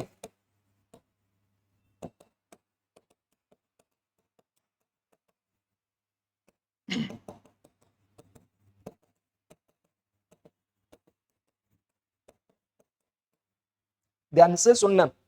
व्हाट इज इकोनॉमिक्स? इकोनॉमिक्स किसी व्यक्ति की आर्थिक गतिविधियों का स्टडी है, का अध्ययन है।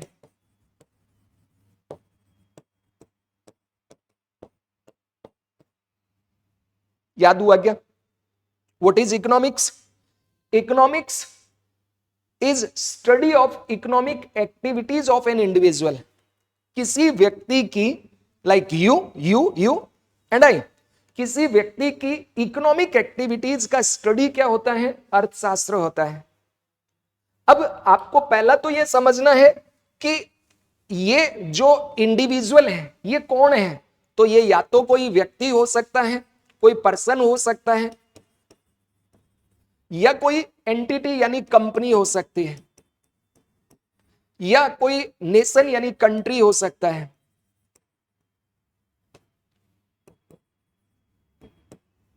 ठीक है, यहां मैंने हालांकि व्यक्ति लिखा है फोटो बनाने के लिए ताकि थोड़ा इंटरेस्टिंग भी लगे।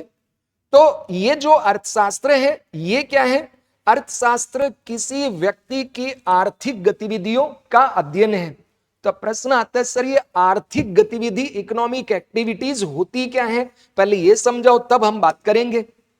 4 तरह की इकोनॉमिक एक्टिविटीज होती है पूरी दुनिया में। पहली जो इकोनॉमिक एक्टिविटी है वो है प्रोडक्शन, उत्पादन। दूसरी जो इकोनॉमिक एक्टिविटी है वो है कंजम्पशन, उपभोग।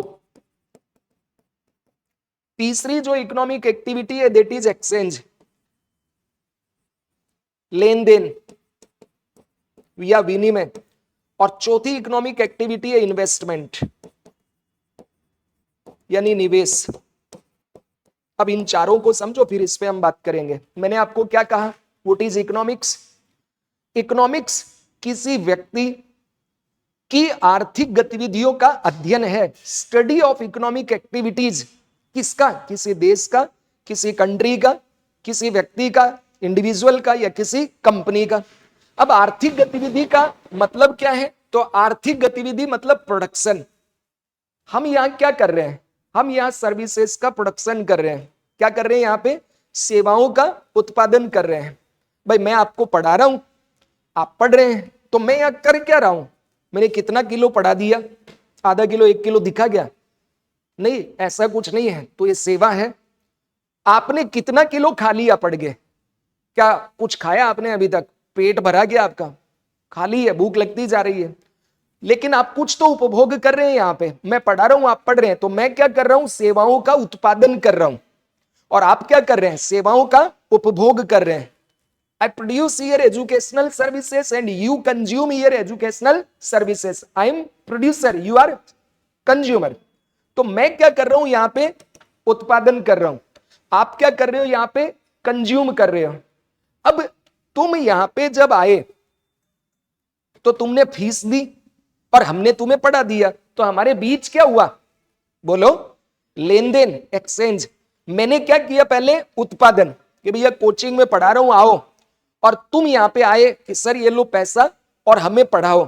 तो तुम यहां पढ़ रहे हो, बदले में तुमने मुझे क्या दिया? पैसा। और मैंने तुम्हें क्या दिया? सेवा, पढ़ाई दी। तो हमारे बीच क्या हुआ? लेन देन। फिर तुम यहां क्या निवेश कर रहे हो? अपना 1 साल, 1-1.5 साल, और अपनी फीस आईएएस का 70,000 और आरएएस का 60,000। तो निवेश किया ना तुमने। निवेश मतलब कोई चीज खरीदना। अभी इतना समझो, किसी भी वस्तु या सेवा को इस आइडिया से खरीदना कि आज भले ही मुझे उसका लाभ ना हो, लेकिन भविष्य में मुझे उसका लाभ होगा। भाई आज तुम यहां पढ़ रहे हो, टाइम निवेश किया, पैसा निवेश किया, आज ही थोड़ी कलेक्टर बन गए, लेकिन जिस दिन बन जाओगे तो तुम सोच के तो यही आयो ना, बन के ही रहूंगा। तो ये है तुम्हारा निवेश। और हमारा निवेश क्या है? ये जितना भी तामझाम तुम देख रहे हो, यहाँ पे पैनल लगा दिया, एसी लगा दिया, कुर्सी लगा दिया, बिल्डिंग का किराया वगैरह वगैरह, तो हमने इन्वेस्टमेंट किया ये, और तुमने निवेश किया अपना टाइम और पैसा। तो हमने क्या किया? उत्पादन किया यानी सेवाओं का। तुमने क्या किया? कंजम्पशन यानी सेवाओं का। हम दोनों के बीच क्या हुआ? लेन देन हुआ। और इसके क्रम में हमने क्या कर दिया? निवेश। तुमने पैसा और हमने पूंजी इन मशीनों में और इनमें किया। ये है बेटा आर्थिक गतिविधियां। क्या इतनी बात समझ में आई? तो इकोनॉमिक्स या अर्थशास्त्र होता क्या है?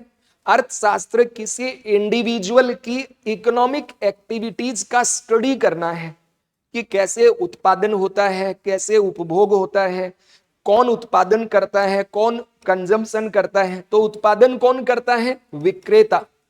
कौन करता है? सेलर। कौन करेगा? सेलर। और कंजम्पशन जो है ये कौन करता है? ये करता है क्रेता।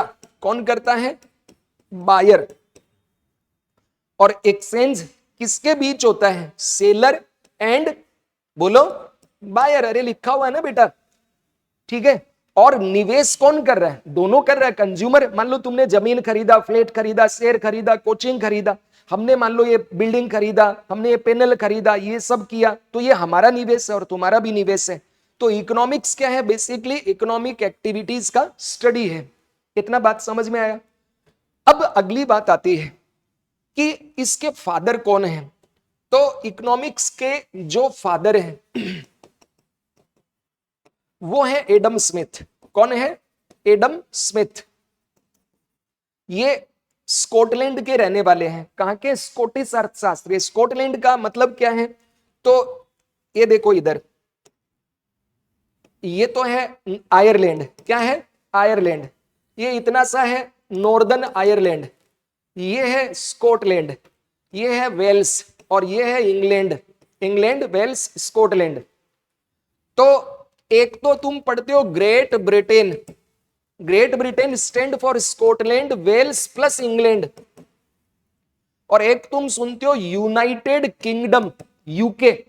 UK stand for Great Britain, मतलब इन तीनों को संयुक्त रूप से बोलते हैं Great Britain plus Northern Ireland. तो ये जो एडम स्मिथ थे वो कहां पैदा हुए थे? स्कॉटलैंड में। कहां पैदा हुए थे? एडम स्मिथ कहां पैदा हुए थे? स्कॉटलैंड, यानी यूनाइटेड किंगडम में। बात समझ में आ गया? या ग्रेट ब्रिटेन में। तो इसको कहा जाता है फादर ऑफ इकोनॉमिक्स, अर्थशास्त्र के जनक। अब तुम कहोगे सर कौटिल्य क्यों नहीं कहते? उनको तो अर्थशास्त्र कब लिखा था? तो वो अर्थशास्त्र राजनीति विज्ञान की पुस्तक थी। उसका नाम अर्थशास्त्र था, लेकिन उसमें था राज्य क्या होता है, राजा क्या होता है, राज्य के कितने अंग होते हैं, राजा के कर्तव्य क्या है, वो कैसे काम करता है, ये सब उसमें था।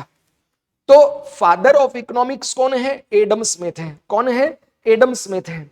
एडम स्मिथ ने 1776 में एक बुक लिखी थी, दी wealth of Nations.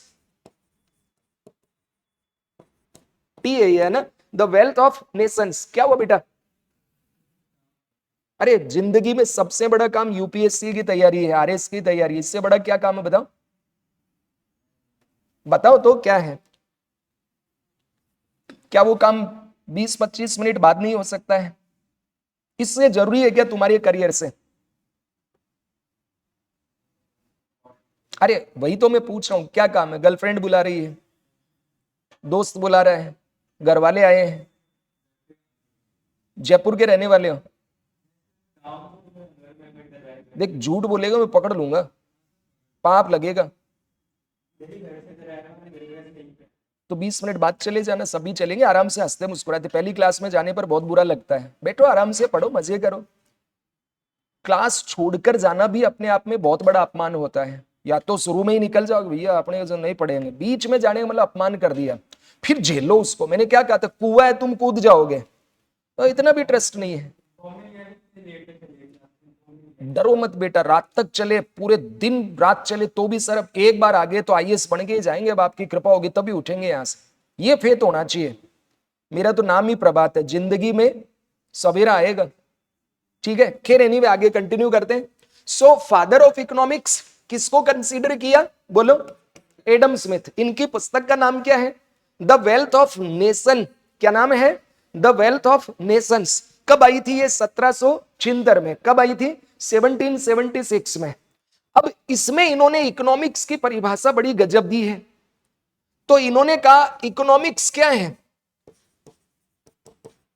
Economics is the economics is the science of money. अर्थशास्त्र धन का विज्ञान है। क्या बोला इन्होंने? अर्थशास्त्र धन का विज्ञान है। बात समझ में आया? अब देखो क्या क्या समझाया मैंने। पहला मैंने आपको कहा what is economics? Economics is study of economic activity of one an individual. अर्थशास्त्र व्यक्ति की आर्थिक गतिविधियों का अध्ययन है। फिर मैंने आपको बताया आर्थिक गतिविधियां मतलब क्या क्या होती हैं। तो या तो किसी वस्तु और सेवा का उत्पादन होगा, या तो उसका उपभोग होगा, या तो लेन देन होगा, या तो निवेश होगा। इसको हम क्या बोलते हैं? इकोनॉमिक एक्टिव, पूरी दुनिया इन्हीं पे चल रही है। पूरी दुनिया में ये ट्रंप लड़ाई क्यों कर रहा है? मेक ग्रेट अगेन अमेरिका, मीगा बोलता है ना, मेक अमेरिका ग्रेट अगेन। क्यों? वहां पे प्रोडक्शन घट गया और कंजम्पशन बढ़ गया। कंपनियां चीन चली गई, भारत आ गई, दूसरे देशों में चली गई अमेरिका वाले, और अमेरिका वाले अब वहां से खरीद रहे हैं, तो कंज्यूमर रह गए ना, तो उसको घाटा हो रहा है। भारत से $40 बिलियन का घाटा है उसको। बांग्लादेश से भी घाटा है, छोटा सा पिद्दी सा देश है, लेकिन बांग्लादेश से कपड़ा जाता है वहां। तो अब ट्रम्प क्या कर रहा है? भैया टैक्स थोपूंगा तुम पे। तो क्या लगा रहा है वो? इस कंज्यूमर से वो ये बनना चाह रहा है कि कंपनियां अमेरिका में काम करें, ना कि भारत में, चीन में। तो ट्रेड डील करो, यही तो इकोनॉमी है। फिर एक्सचेंज, लेन देन और निवेश, ठीक है। फिर मैंने कहा फादर ऑफ इकोनॉमिक्स किसको कहा गया? तो फादर ऑफ इकोनॉमिक्स कहते हैं एडम स्मिथ को। किसको? एडम स्मिथ को। एडम स्मिथ की एक पुस्तक आई थी 1776 में, नाम क्या है? द वेल्थ ऑफ नेशंस, राष्ट्रों के धन का विज्ञान। क्या है? राष्ट्रों के धन का विज्ञान। इस पुस्तक में इन्होंने इकोनॉमिक्स को कैसे डिफाइन किया है? इन्होंने कहा कि economics is the wealth of money, science of money. Economics क्या है? Economics is the science of money, अर्थशास्त्र धन का विज्ञान है। पैसा कैसे बनाए, उत्पादन कैसे होगा, कंजम्पशन कैसे होगा, लेन देन कैसे होगा, ट्रेड कैसे होगा, ये अर्थशास्त्र की फर्स्ट रिटन टेक्स्ट है, फर्स्ट बुक ऑफ इकोनॉमिक्स है। इसलिए इन्हें क्या कंसीडर किया गया है? फादर ऑफ इकोनॉमिक्स कंसीडर किया गया। क्या बोलते हैं इनको? अर्थशास्त्र के जनक। इतना नोट करो एक बार फटाफट, नोट कीजिए अर्थशास्त्र की परिभाषा, लिखिए बेटा। नोट करें। Economics is the study of economic activities performed by a man and society. मनुष्य एवं समाज द्वारा संपन्न की जाने वाली आर्थिक क्रियाओं का अध्ययन ही अर्थशास्त्र है।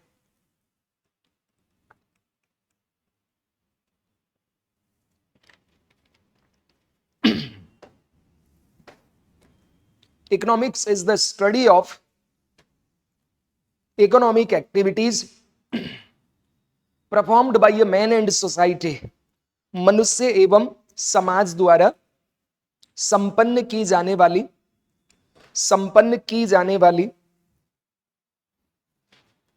आर्थिक गतिविधियों का अध्ययन या आर्थिक क्रियाओं का अध्ययन ही अर्थशास्त्र है। फिर ये डायग्राम बना लो, ये लिख लिया ना सभी ने? याद हुआ? बोलो परिभाषा बगैर देके बता सकते हो क्या? तो अब ये डायग्राम जो था ना, ये बना लो बेटा। तो एकदम क्रिएटिव चीज याद करना। इकोनॉमिक्स में नंबर मिलते हैं जितना फ्लो चार्ट बनाओगे, ठीक है। इकोनॉमिक्स, साइंस एंड ज्योग्राफी, इनमें तुम्हें नंबर मिलता है जब तुम क्या बनाओगे साथ में? फ्लो चार्ट, डायग्राम, तब ज्यादा नंबर मिलेंगे। लिखने के ज्यादा नंबर नहीं मिलते हैं।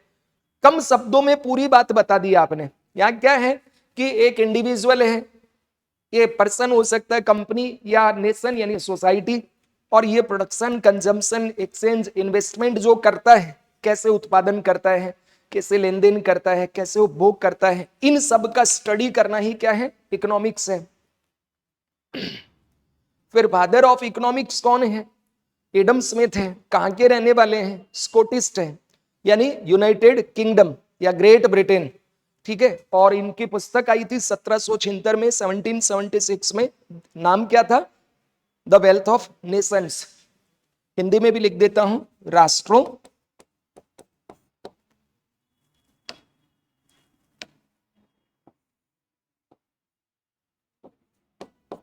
का धन।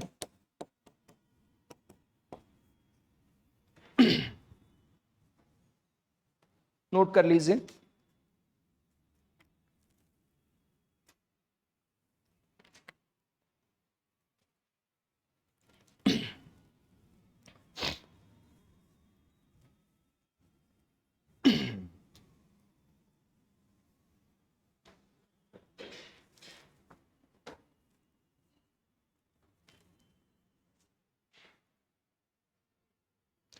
Have you done all? Speed बढ़ाओ बेटा। तुम्हें अपनी स्पीड ऐसी बढ़ानी है जैसे हरियाणा एक्सप्रेस हो। क्यों ऐसा कह रहा हूं मैं? 3 घंटे हैं तुम्हारे पास पेपर लिखने का, मेंस का। तो पीटी में तो लिखना नहीं है ना, टिक टिक टिक टिक गोला भरना है। जितनी फास्ट और अच्छी राइटिंग होगी उतना तुम्हारा पेपर बनेगा, वरना पेपर छूट जाएगा। स्पेशली यूपीएससी एस्पिरेंट, ये विशेष ध्यान रखना है कि स्पीड ऐसा होना चाहिए कि टीचर एक बार बोले तुम लिख लो, 1 मिनट में 60 शब्द लिखने आने चाहिए तुम्हें, तब तुम्हारा पेपर होगा, तब तुम्हारा क्या होगा, पेपर होगा। और आरएस वाले 1 मिनट में 50 शब्द, वरना पेपर छूटेगा। उसको कैलकुलेट करोगे ना, 2 इंटू इतने प्रश्न, ठीक है, फिर 15 इंटू इतने प्रश्न, 100 शब्द इतना प्रश्न, उनका टोटल करोगे, फिर उसमें 60 का भाग दोगे, तो 50 शब्द तुम्हारे 1 मिनट में होने चाहिए लिखने का, तब तुम्हारा पेपर बना। तो पेपर ही छूट जाता है मेंस में, ठीक है। तो इसलिए स्पीड अगर मेरे वाली कैलकुलेट कर लिया, मतलब मैं सबसे फास्ट पढ़ाता हूं, तो तुम्हारा स्पीड बढ़िया हो जाएगा। राइटिंग भले ही गंदी हो, एक बार अपने आप सुधर जाएगी। तो स्पीड पे ध्यान देना, राइटिंग पे नहीं। ये सबका हो गया। अब आपने आगे लिखा है कि इसके जनक कौन है, तो मैंने यहां लिखा है एडम स्मिथ, ठीक है। तो पेरा चेंज करके ये बन गया हो सभी का। तो आगे बढ़ जाए, पीछे लिख लो बेटा, लिखो जल्दी लिखो भाई। भरतपुर वाले पीछे नहीं रहते हैं, वो तो आगे रहते हैं, ठीक है। अब मैंने आपको क्या कहा कि ये है भाई साहब, कौन है, एडम स्मिथ। कौन है, एडम स्मिथ। इनकी पुस्तक का नाम है द वेल्थ ऑफ नेशंस। वैसे इनकी पुस्तक का पूरा नाम क्या है, an inquiry into the nature and causes of the wealth of nations. तो पॉपुलर नाम के इस पुस्तक का राष्ट्रों के धन। और एडम स्मिथ ये कब आई थी, 1776 में, ठीक है। तो अर्थशास्त्र की परिभाषा इन्होंने किस प्रकार दी है, अर्थशास्त्र धन का विज्ञान है। और इनकी पुस्तक का नाम क्या, राष्ट्रों के धन के स्वरूप तथा कारणों की खोज, ठीक है। शॉर्ट में क्या बोलते हैं उसको, राष्ट्रों का धन, यही ध्यान रखना। तो professor Adam Smith has defined economics as, economics is the science of money. और इनकी बुक का नाम क्या है, inquiry into the nature and causes of the wealth of nations. क्या इतना बात क्लियर हुआ सभी का? तो ये आपका ऑलरेडी हो चुका है वहां पे। अब बात आती है कि ये जो हमारी इकोनॉमिक्स है, इसके क्लासिफिकेशन यानी कितने प्रकार की होती है इकोनॉमिक्स।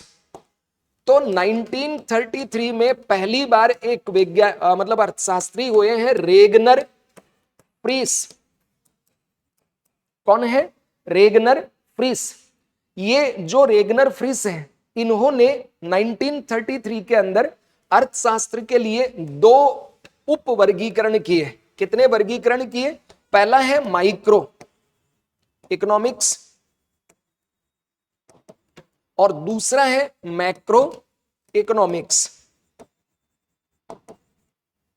रेगनर फ्रीस जो है, तो रेगनर फ्रीस ने 1933 में पहली बार इकोनॉमिक्स को 2 भागों में डिवाइड किया। कितने भागों में क्लासिफाइड किया, 2 भागों में। पहला नाम बोलो क्या है, माइक्रो इकोनॉमिक्स। दूसरा क्या है, मैक्रो इकोनॉमिक्स। माइक्रो इकोनॉमिक्स जो है इसको बोलते हैं व्यष्टि या सूक्ष्म अर्थशास्त्र। और मैक्रो इकोनॉमिक्स को क्या बोलते हैं, समष्टि या स्थूल या बृहद अर्थशास्त्र। अब बात हो रही थी कि भाई इकोनॉमिक्स क्या है, परिभाषा सबके याद है। भरतपुर वाले खड़े हो, कोई से भी आप डिफाइन करो इकोनॉमिक्स को। क्या लिखा आपने अभी, अर्थशास्त्र की परिभाषा कोई सी भी, एडम स्मिथ की या जो मैंने बताई, बोलो कौन बोलेगा। इतना तो कॉन्फिडेंस होना चाहिए। हाँ शाबाश अकबर खान। संपन्न की जाने वाली उनका अध्ययन करना, शाबाश बेटा। सबसे छोटा है लेकिन अकबर की तरह महान बने गए, ठीक है, शाबाश। ऐसे ही तो देखो, तुम्हें याद तो सबको था, लेकिन ये जो अंदर धुकधुकी है ना, अरे पता नहीं गलत हो गया तो सब हंस लेंगे। अरे तो हंस ले तो हंस लो, अपने सब दोस्त है ना। क्लास में जो बैठे हैं सब भाई बहन ही तो है, परिवार है, हम एक हैं। तो अगर हम आपस में नहीं हंसे तो क्या ही हंसे, हंस लो कोई बात नहीं, गलत हो गया इसीलिए तो आए ना। तो खट से खड़ा होकर बोलना है कि सर देखो, इंटरव्यू में तुम्हें नंबर तभी मिलेंगे जब इस क्लास के अंदर तुम बोलना सीख जाओगे। तो पहले ही दिन से अपना शर्म एकदम कैसा बन गया ना, बेशर्म।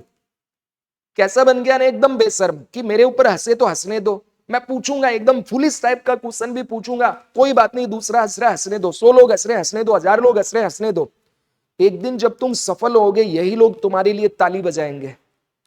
तो इसलिए क्लास में बोलना सीखोगे तब तुम एक दिन यहां बोलना सीखोगे। तो खट से बोलना है कि व्यक्ति द्वारा संपन्न की जाने वाली आर्थिक गतिविधियों का अध्ययन क्या है? अर्थशास्त्र है।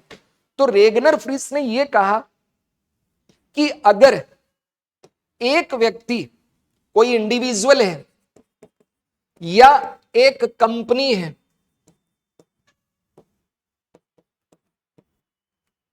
एक कोई पर्सन है या कंपनी है, इसकी जो इकोनॉमिक एक्टिविटी है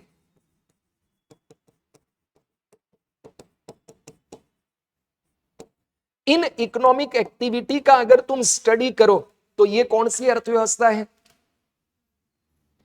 मतलब एक कोई व्यक्ति है, जैसे ये अनामिका बिटिया है, तो अनामिका बिटिया का उत्पादन क्या है, अनामिका बिटिया कंजम्पशन क्या कर रही है, इनकी सैलरी कितना है, इनका खर्चा कितना है, ये लेन देन क्या करती है, कहां इन्होंने निवेश कर रखा है। अगर मैं इसका बात करूं तो ये क्या होगा? माइक्रो या मैक्रो? माइक्रो। एक व्यक्ति या एक कंपनी का उत्पादन, उसका उपभोग, उसका लेन देन, उसका ट्रेड, ये सब हम स्टडी किसमें करते हैं? माइक्रो में। ठीक है, किसमें करते हैं? माइक्रो में। बात समझ में आया क्या?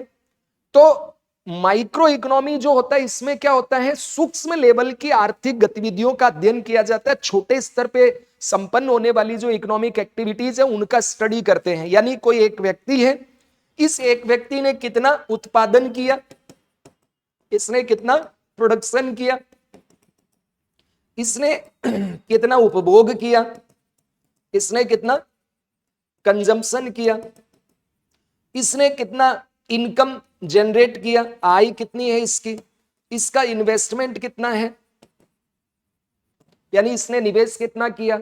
तो एक व्यक्ति का अगर बात हो रहा है, एक कंपनी जैसे वेद आईएएस एकेडमी, कितने एडमिशन हुए, कितना इन्होंने एडवर्टीजमेंट किया, कितना इनका खर्चा हो रहा है, कितना स्टाफ है, ठीक है, इनका कितना बजट बन रहा है, इनका प्रॉफिट कितना है, इनके टीचर का सैलरी कितना जाता है, मैनेजमेंट का सैलरी कितना जा रहा है, कैसे निवेश कर रहे हैं, भविष्य के प्रोजेक्ट क्या क्या है, एक का बात हो रहा है ना।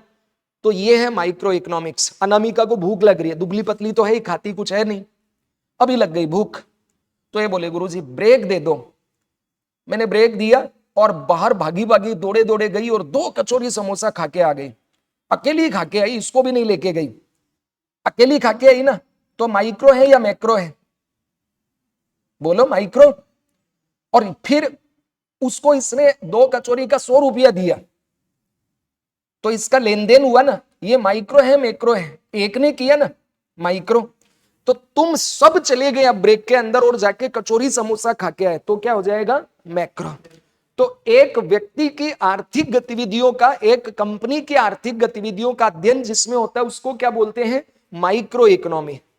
और अगर मान लो व्यापक स्तर पे हो रहा है, जैसे whole of nation, pan India, pan Rajasthan, या पूरा पूरा देश का जैसे बजट बनाना है, तो बजट एक व्यक्ति का होता है, पूरे देश का होता है, पूरे देश का। इन्फ्लेशन, मुद्रास्फीति पूरे देश में होती है ना। पॉवर्टी पूरे देश में होगी ना, गरीबी। तो अगर पूरे देश के स्तर पे जो भी उत्पादन, उपभोग, लेन देन हो रहा है वो क्या है? Macro economy. तो माइक्रो मतलब छोटे स्तर पर होने वाली आर्थिक गतिविधियों का अध्ययन जिसमें किया जाता है उसको हम क्या कहते हैं? माइक्रो इकोनॉमी कहते हैं। और जब यही चीज पूरे देश के स्तर पे हो, लार्ज स्केल पे हो, पूरे देश, पूरे राज्य, पूरे वर्ल्ड, ठीक है, जैसे पूरे देश का व्यापार अमेरिका के साथ कितना है, पूरे देश का चीन के साथ व्यापार कितना है, बैंक मान लो मॉनेटरी पॉलिसी बढ़ा रहा है, रेपो रेट बढ़ा रहा है, तो पूरे देश पे प्रभाव पड़ रहा है ना इसका, ठीक है। तो लार्ज स्केल पे हो तो क्या होगा? मैक्रो। स्मॉल स्केल पे हो तो क्या होगा? माइक्रो। तो अगर मान लो अनामिका कचौरी खा के आई तो क्या है? माइक्रो। और तुम सब खाने चले गए तो क्या है?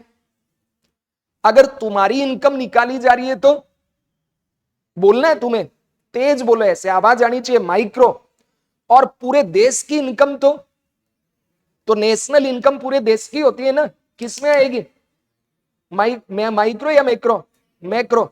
फिर एक कंपनी का लाभ है माइक्रो, पूरे देश का लाभ है मैक्रो इकोनॉमी। क्या बात समझ में आ गया?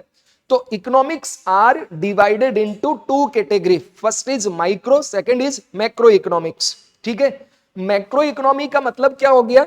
स्थूल लेवल पे, लार्ज स्केल पे, और माइक्रो का मतलब हो गया स्मॉल स्केल पे, इंडिविजुअल स्केल पे, या वन कंपनी। ठीक है, तो नोट कीजिए इसको। ठीक है, अर्थशास्त्र का वर्गीकरण, अर्थशास्त्र का वर्गीकरण, क्लासिफिकेशन ऑफ इकोनॉमिक्स। अब ये तो मैंने ऑलरेडी लिखवा दिया था ना आपको, एडम स्मिथ को क्या बोला जाता है? इसका फादर बोला जाता है। वोकर की भी एक परिभाषा है, अर्थशास्त्र ज्ञान का वो हिस्सा है जिसका संबंध धन से है। तो मतलब कोई भी चीज जो वेल्थ से रिलेटेड है, दैट इज इकोनॉमिक्स। ठीक है, अब लिखिए आगे, अर्थशास्त्र का वर्गीकरण, क्लासिफिकेशन ऑफ इकोनॉमिक्स, और डेट देखिए इसमें लिखिए 1933 में, 1933 में रेगनर फ्रिस, 1933 में रेगनर फ्रिस ने अर्थशास्त्र का दो प्रकारों में वर्गीकरण किया। In 1933 Ragnar Frisch classified economics into two types. In 1933, Regner Friis classified economics into two types. First is microeconomics and second is macroeconomics. Microeconomics और दूसरा है macroeconomics. Macroeconomics, पहला है माइक्रो और दूसरा है मैक्रोइकोनॉमिक्स। क्लियर हुआ इतना? अब बताओ किसने यह वर्गीकरण किया? रेगनर फ्रिस ने। कब किया? 1933 में। पहला क्या है? व्यष्टि या माइक्रो, दूसरा क्या है? इसको और क्या बोलते हैं? सूक्ष्म। इसको क्या बोलते हैं? स्थूल या वृहद। तो अब हेडिंग दीजिए व्यष्टि अर्थशास्त्र। क्या है? व्यष्टि अर्थशास्त्र।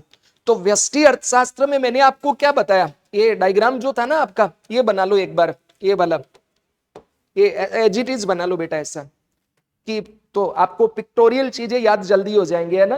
कि economics are classified in 1933 by Ragnar Frisch. First is micro economics, second is macro economics. अब इसमें क्या होता है? किसी एक व्यक्ति, एक कंपनी की जो इकोनॉमिक एक्टिविटीज है उनका स्टडी किया जाए तो उसको क्या बोलेंगे अपन? माइक्रो।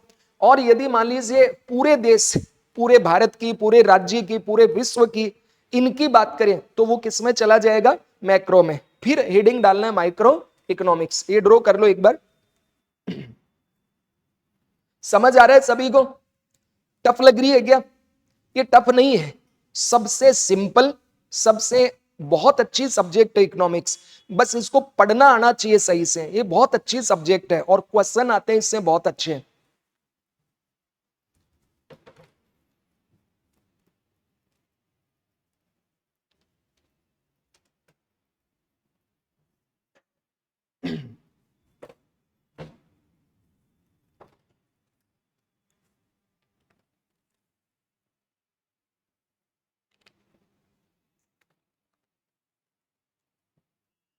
अब हेडिंग दीजिए माइक्रो इकोनॉमिक्स। माइक्रो इकोनॉमिक्स, तो माइक्रो इकोनॉमिक्स जो इसमें क्या होता है? सूक्ष्म स्तर पर होने वाली आर्थिक गतिविधियों का हम अध्ययन करते हैं। ठीक है, इसको प्राइस थ्योरी भी कहते हैं। क्या बोलते हैं इसको? प्राइस थ्योरी, कीमत सिद्धांत। क्योंकि इसमें कीमतों की ही बात होती है। तुम बाजार में जाते हो तो क्या करोगे? अनामिका बोले भैया कचौरी कितने का दोगे? बोले 50 के। हाँ 50 के दे रहे हो? वो तो 20 के दे रहे हैं। 40 की दे दो। नहीं नहीं लेना है तो लो 45। तो अनामिका वहां से ऐसे चलने लगी, थोड़ा देख भी रही है कि बुला ले, भूख तो लगी है ना। तो जैसे ही चली तो उसने अच्छा अच्छा रुको रुको, ना तुम्हारा ना मेरा, 48। तो ये फिर नहीं रुकी, चलती रही। फिर अच्छा 45। तो इसको मिल गया तो ये खुश हुई कि देखो मैंने, है ना, मेरे पास थे तो 50, लेकिन मैं बहुत सियाणी हूं, मैंने 5 रुपया कम करा लिया। तो यहां मुकेम्बो खुश हुआ, वो फीलिंग आती है। तो इसके अंदर बात किसकी होती है? इसमें बात होती है कि हम लोग प्राइस के ऊपर बात करते हैं। कंज्यूमर चाहता है कम कीमत और सेलर चाहता है ज्यादा कीमत। अब वो सेलर 45 में बेच के भी खुश है कि बेटा और इतना, मैंने 10 रुपए की चीज तुम्हें 45 में बेच दी, तो वो भी खुश ये भी खुश, ऐसे चलता है इकोनॉमी। ठीक है, तो इसमें पहला लिखिए व्यष्टि अर्थशास्त्र। तो देखो इसमें पहला मैंने क्या बताया, व्यष्टि अर्थशास्त्र को सूक्ष्म अर्थशास्त्र या क्या बोलते हैं, कीमत सिद्धांत, प्राइस थ्योरी भी कहते हैं। इसके तहत छोटे स्तर या व्यक्तिगत स्तर पर होने वाली इकोनॉमिक एक्टिविटीज का अध्ययन होता है।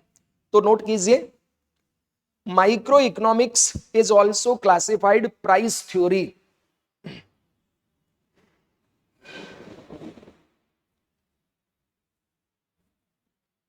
Microeconomics is also called price theory, is also called price theory। इसके तहत under this there is a study of economic activities, there is study of economic activities taking place at the micro level और at the individual level. इसके तहत छोटे स्तर या व्यक्तिगत स्तर पर होने वाले आर्थिक क्रियाकलापों का अध्ययन करते हैं। मतलब क्या हो गया कि इसके तहत हम किसका बात करते हैं, इसके तहत हम बात करते हैं एक व्यक्ति का कितना उत्पादन हुआ, एक व्यक्ति ने कितना उपभोग किया, एक व्यक्ति ने कितना लेन देन किया, एक व्यक्ति ने कितना निवेश किया, इन सब चीजों के बारे में यहाँ पे स्टडी होती है। क्लियर हुआ? तो व्यष्टि अर्थशास्त्र है, इसमें आपने क्या सीखा, इसमें आपने ये सीखा कि इसके तहत एक व्यक्ति या एक कंपनी, इसके द्वारा जो भी आर्थिक गतिविधियां की जाती है, इन सभी आर्थिक गतिविधियों का इसमें अध्ययन किया जाता है। क्या इतनी बात क्लियर हुई सभी के? ठीक है, अब इसको हम क्या बोलते हैं, इसको हम कीमत सिद्धांत भी बोलते हैं। क्या बोलते हैं इसको? Price theory. यानी इसका मतलब यह कि इसमें जो भी चीज होती है ना, उसमें प्राइस सबसे महत्वपूर्ण है। उपभोक्ता जब कोई चीज खरीदने जाता है, जैसे मान लो कि अनामिका मंडी में गई, अनामिका गई, सर मेरा ही नाम क्यों ले रहे हो, क्यों तुम्हारा कोई नाम ही नहीं है। ठीक है, ये सिर्फ कन्वर्सेशन के लिए, दिल पे मत लेना, और ले भी लो तो कोई फर्क नहीं पड़ेगा। ठीक है, तो एनीवे ये टमाटर खरीदने गई, मतलब दुखी तो नहीं हो जाओगी ना बेटा, हाँ बढ़िया, इसीलिए तुम्हारा ही नाम लिया है मैंने। तो ये टमाटर लेने गई, अब इसने तुम सबको पार्टी पे बुलाया था कि आज सब आना, मेरे यहाँ पे टमाटर की पार्टी है। कैसी पार्टी? टमाटर का सूप बना के पिलाऊंगी, बहुत अच्छा बनाती हूं मैं। कुछ अमन सीटी वाला सूप मिलेगा आपको। अब ये वहां गई ये सोच के 100 रुपया जेब में लेके गई थी कि 5-1 किलो ले आऊंगी और 5 किलो बढ़िया बना के सबको सूप पिलाऊंगी और सब अच्छे से खा पी के पार्टी हो जाएगी। तुम सब पहुंचने ही वाले थे, ये मंडी में गई तो पता चला टमाटर हो रहे 200 रुपए किलो। और इसका तो दिमाग खराब हो गया, 200 रुपए किलो टमाटर। तो इसने पाव भर टमाटर लिए और तुम सबको मैसेज डाल दिया पार्टी कैंसिल। क्यों? इसने क्या सोचा था, 5 किलो टमाटर लाऊंगी 20 रुपए किलो और सबको बढ़िया से पार्टी दूंगी और बर्थडे भी सेलिब्रेट हो गया। अब इसका महंगा हुआ तो ये दुखी हुई ना, लेकिन वही मान लो ये जाती और 10 किलो टमाटर मिल जाता, तुम्ही को नहीं मोहल्ले वालों को बुला के पार्टी देती है। बात समझ में आए ना? तो हर चीज के ऊपर क्या होता है, प्राइस प्राइस प्राइस, कीमत की बात की जाती है इसमें। फिर बेचने वाला वो भी क्या चाहता है कि टमाटर 20 रुपए किलो नहीं, टमाटर 1000 रुपए किलो बिकना चाहिए। भाई एक बात सोचो, मैं विक्रेता हूं, ये मेरे पास टमाटर खरीदने आई, अगर मान लो मैं इसको 10 रुपए किलो बेचूं तो इसको फायदा हुआ, मुझे तो घाटा हो रहा है ना। लेकिन वही टमाटर मेरे पास 100 किलो टमाटर है। कितना किलो टमाटर है मेरे पास? 100 kg टोमेटो है। अगर 10 रुपए किलो मान लो बिका तो कितना मिला मुझे? 1000 रुपया। तो ये तो क्या चाहती है कि 10 रुपए किलो मिल जाए, लेकिन मैं क्या चाहता हूं कि मेरा आज रेडी पे 100 किलो टमाटर है, ये कम से कम 100 रुपए किलो बिकना चाहिए। तो मेरी जो विक्रेता है वो क्या चाहता है कि मुझे कितना मिले? 10,000 रुपये। तो मैं चाहता हूं ज्यादा मूल्य पर बिके और ये चाहती है कम मूल्य पे बिके। फिर हम दोनों ये कोशिश करते हैं कि एक बार्गेनिंग हो जाए। ये 10 बोल रही है, मैं कह रहा हूं 90, फिर ये बोली 20, मैंने कहा 80, फिर ये बोली 30, मैंने कहा 40, मतलब 70, फिर इसने कहा लास्ट फाइनल चलती हूं 50 रुपए देना हो तो दो वरना मैं चली। तो मैंने कहा देवी जी आ जाओ ले जाओ। तो 50 रुपए मैंने इसको बेचा, ये खुश क्या हुई, देखो मैं कितना एकदम, मेरा इंपोर्टेंस देखो, मैंने 50 रुपया कम करा दिया और मैं अंदर ही अंदर खुश हूं। बेटा मैंने तुम्हें 10 रुपए की चीज क्या भाव में बेच दी। इसको कहते हैं अच्छी अर्थव्यवस्था। हर इकोनॉमी में सौदेबाजी होना चाहिए, बार्गेनिंग होना चाहिए। अगर ये वाली स्थिति हो जाए तो कंज्यूमर को तो फायदा है बल्ले बल्ले, लेकिन अर्थव्यवस्था बर्बाद हो जाएगी, मंदी आ जाएगी, रिसेशन आ जाएगा। और ये वाली अर्थव्यवस्था हो जाए तो सेलर तो खुश ही है, लेकिन जो कंज्यूमर है वो बर्बाद हो जाएगा, देश में गरीबी आएगी, ठीक है, इन्फ्लेशन बहुत ज्यादा हो जाएगी। बात समझे। और ये कंडीशन, इसमें ये भी खुश ये भी खुश और अर्थव्यवस्था दनादन चलती है। बात समझे। तो इस माइक्रो इकोनॉमी के अंतर्गत हम किसकी बात करते हैं, ज्यादा प्राइस की बात करते हैं। तो आगे इसमें थोड़ा सा और लिखिए, इसका आंसर दीजिए।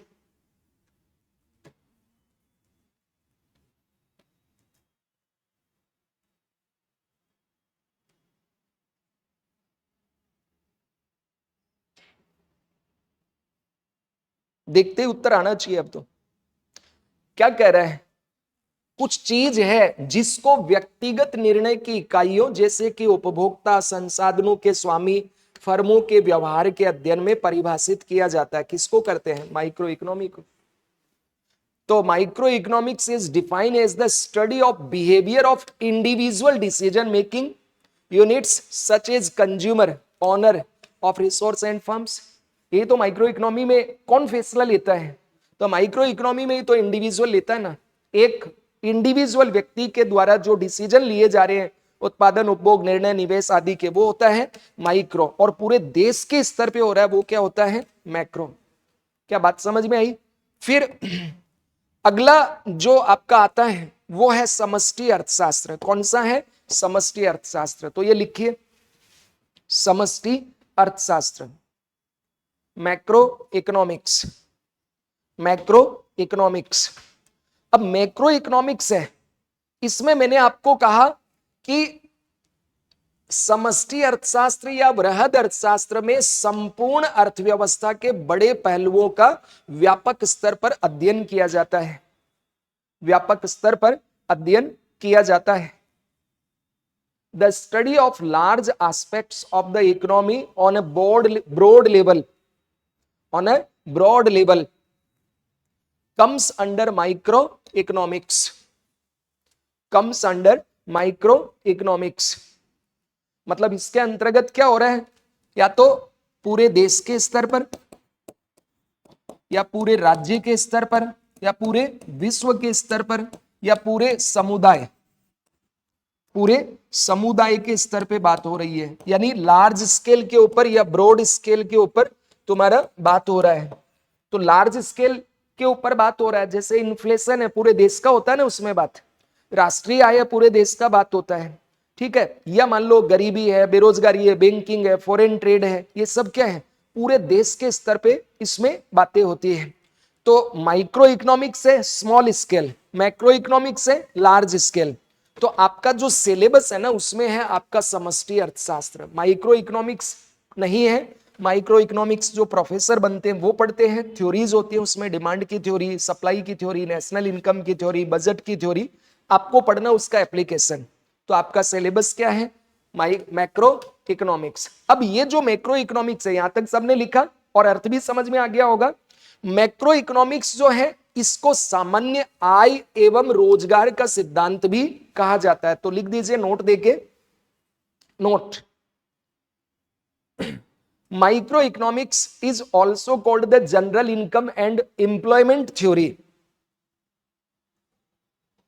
while microeconomics is also called the general income and employment theory।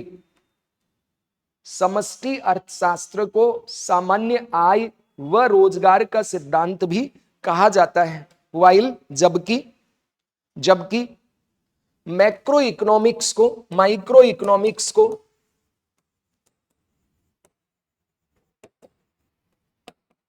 Price theory कहते हैं, जबकि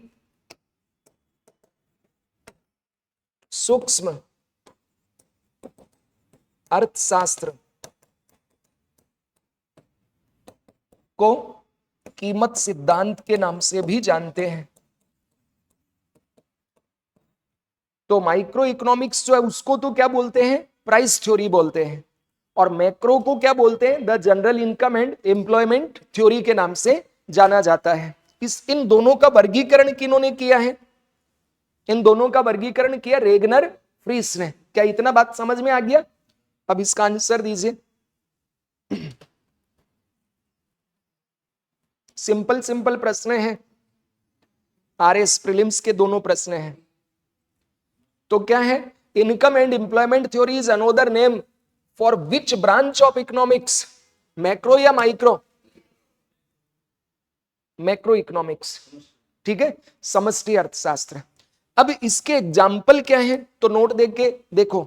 समष्टि अर्थशास्त्र मतलब लार्ज स्केल, तो नेशनल इनकम, सरकार का budget, fiscal policy, monetary policy, inflation या disinflation, exchange rate, balance of payment, employment related theories, मुद्रा की supply and credit creation related जितनी भी चीजें हैं, ये एक व्यक्ति की नहीं, ये पूरे देश की है। तो एग्जाम्पल क्या क्या है समष्टि अर्थशास्त्र के, तो ये नाम लिख लो, ठीक है। जैसे या लिख लो समष्टि अर्थशास्त्र के मुख्य घटक, समष्टि अर्थशास्त्र के मुख्य घटक। तुम्हें तुम्हारा सिलेबस याद आ रहा है ना इसको देख के? क्यों अकबर, ये क्या है तुम्हारा सिलेबस है, यही लिखा था, राष्ट्रीय आय, budget, fiscal policy, monetary policy, inflation, disinflation. तो ये सब क्या लार्ज स्केल पे होता है बेटा, छोटे स्तर पे नहीं होता है। तो ये सब किसमें पढ़ते हैं अपन, समष्टि अर्थशास्त्र के अंतर्गत। तो नोट कीजिए इनको।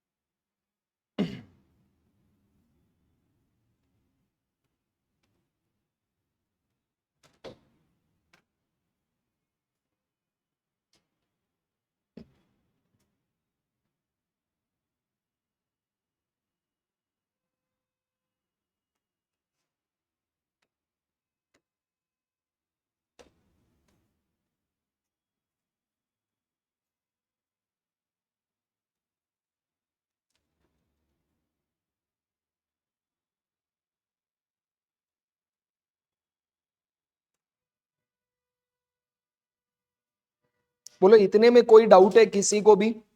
तो हमने अभी तक क्या क्या पढ़ा, पहले मैंने आपको बताया इकोनॉमिक्स क्या है, तो एक बार रिवीजन कर लो। इकोनॉमिक्स का मतलब क्या है, किसी व्यक्ति की आर्थिक क्रियाओं का अध्ययन करना अर्थशास्त्र है। फादर ऑफ इकोनॉमिक्स कौन है, एडम स्मिथ। उनकी पुस्तक का नाम क्या, द वेल्थ ऑफ नेशन, 1776 में आई थी। फिर उन्होंने अर्थशास्त्र की क्या परिभाषा दी, economics is the science of money. फिर इसका क्लासिफिकेशन किन्होंने किया, रेगनर फ्रिस ने। कब किया, 1933 में।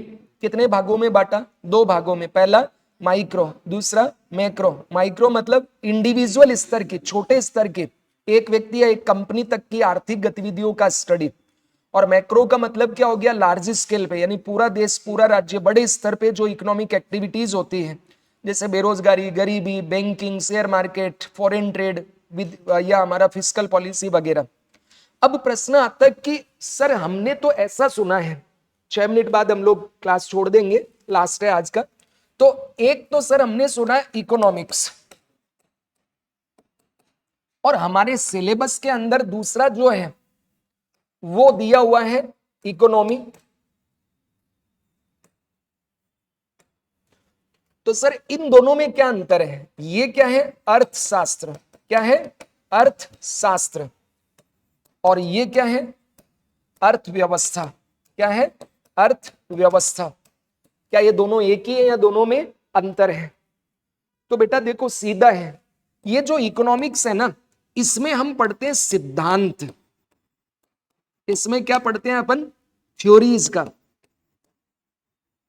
इसमें हम थ्योरीज का स्टडी करते हैं, study of theory related to economics, और इन सब का प्रैक्टिकल है ये। व्यावहारिक पक्ष।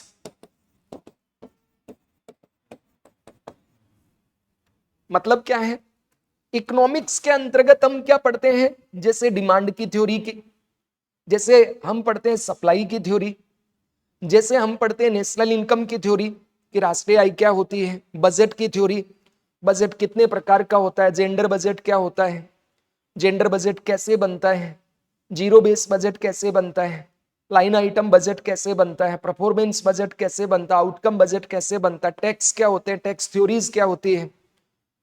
तो ये तो हम किस में पढ़ते हैं, सिद्धांत। तो जो बड़े बड़े अर्थशास्त्री हुए हैं, जैसे एडम स्मिथ है, कार्ल मार्क्स है, जेम किन्स है, पीएन भगवती सर हैं, अरविंद पनगड़िया सर हैं, ये जितने भी अर्थशास्त्री हैं, ये अपने अपने रिसर्च पेपर में बुक्स के अंदर थ्योरीज लिखते हैं कि भैया ये एक मैं थ्योरी दे रहा हूं जिसके लिए उनको नोबेल पुरस्कार मिलता है इकोनॉमिक्स का।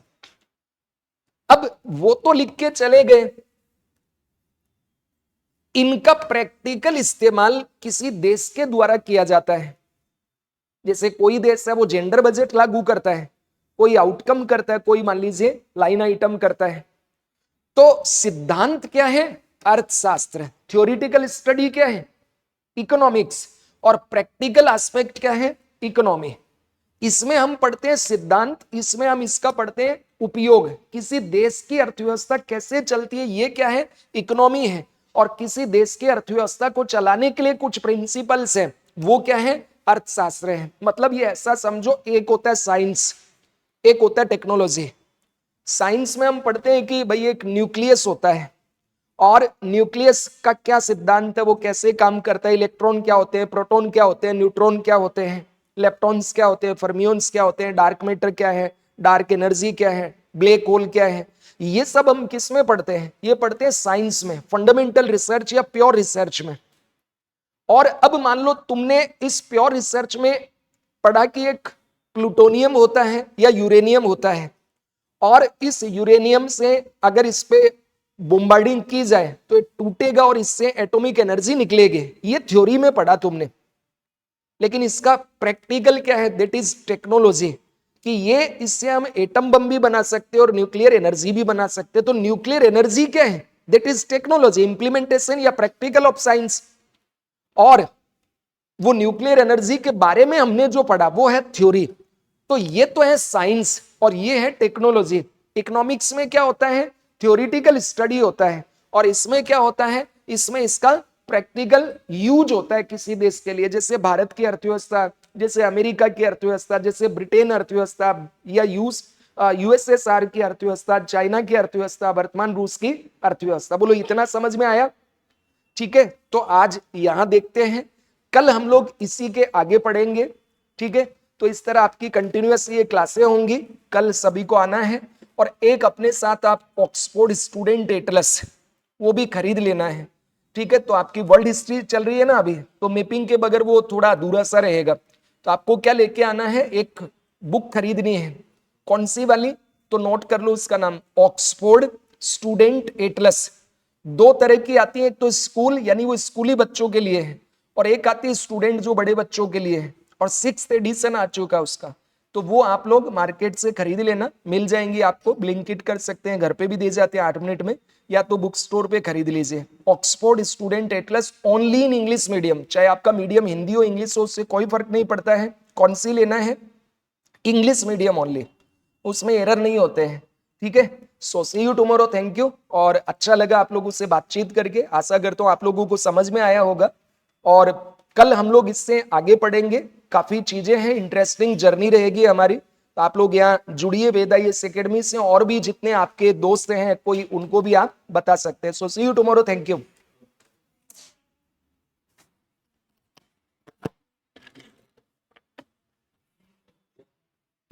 एक बार रुक जाओ बेटा, ये नोट्स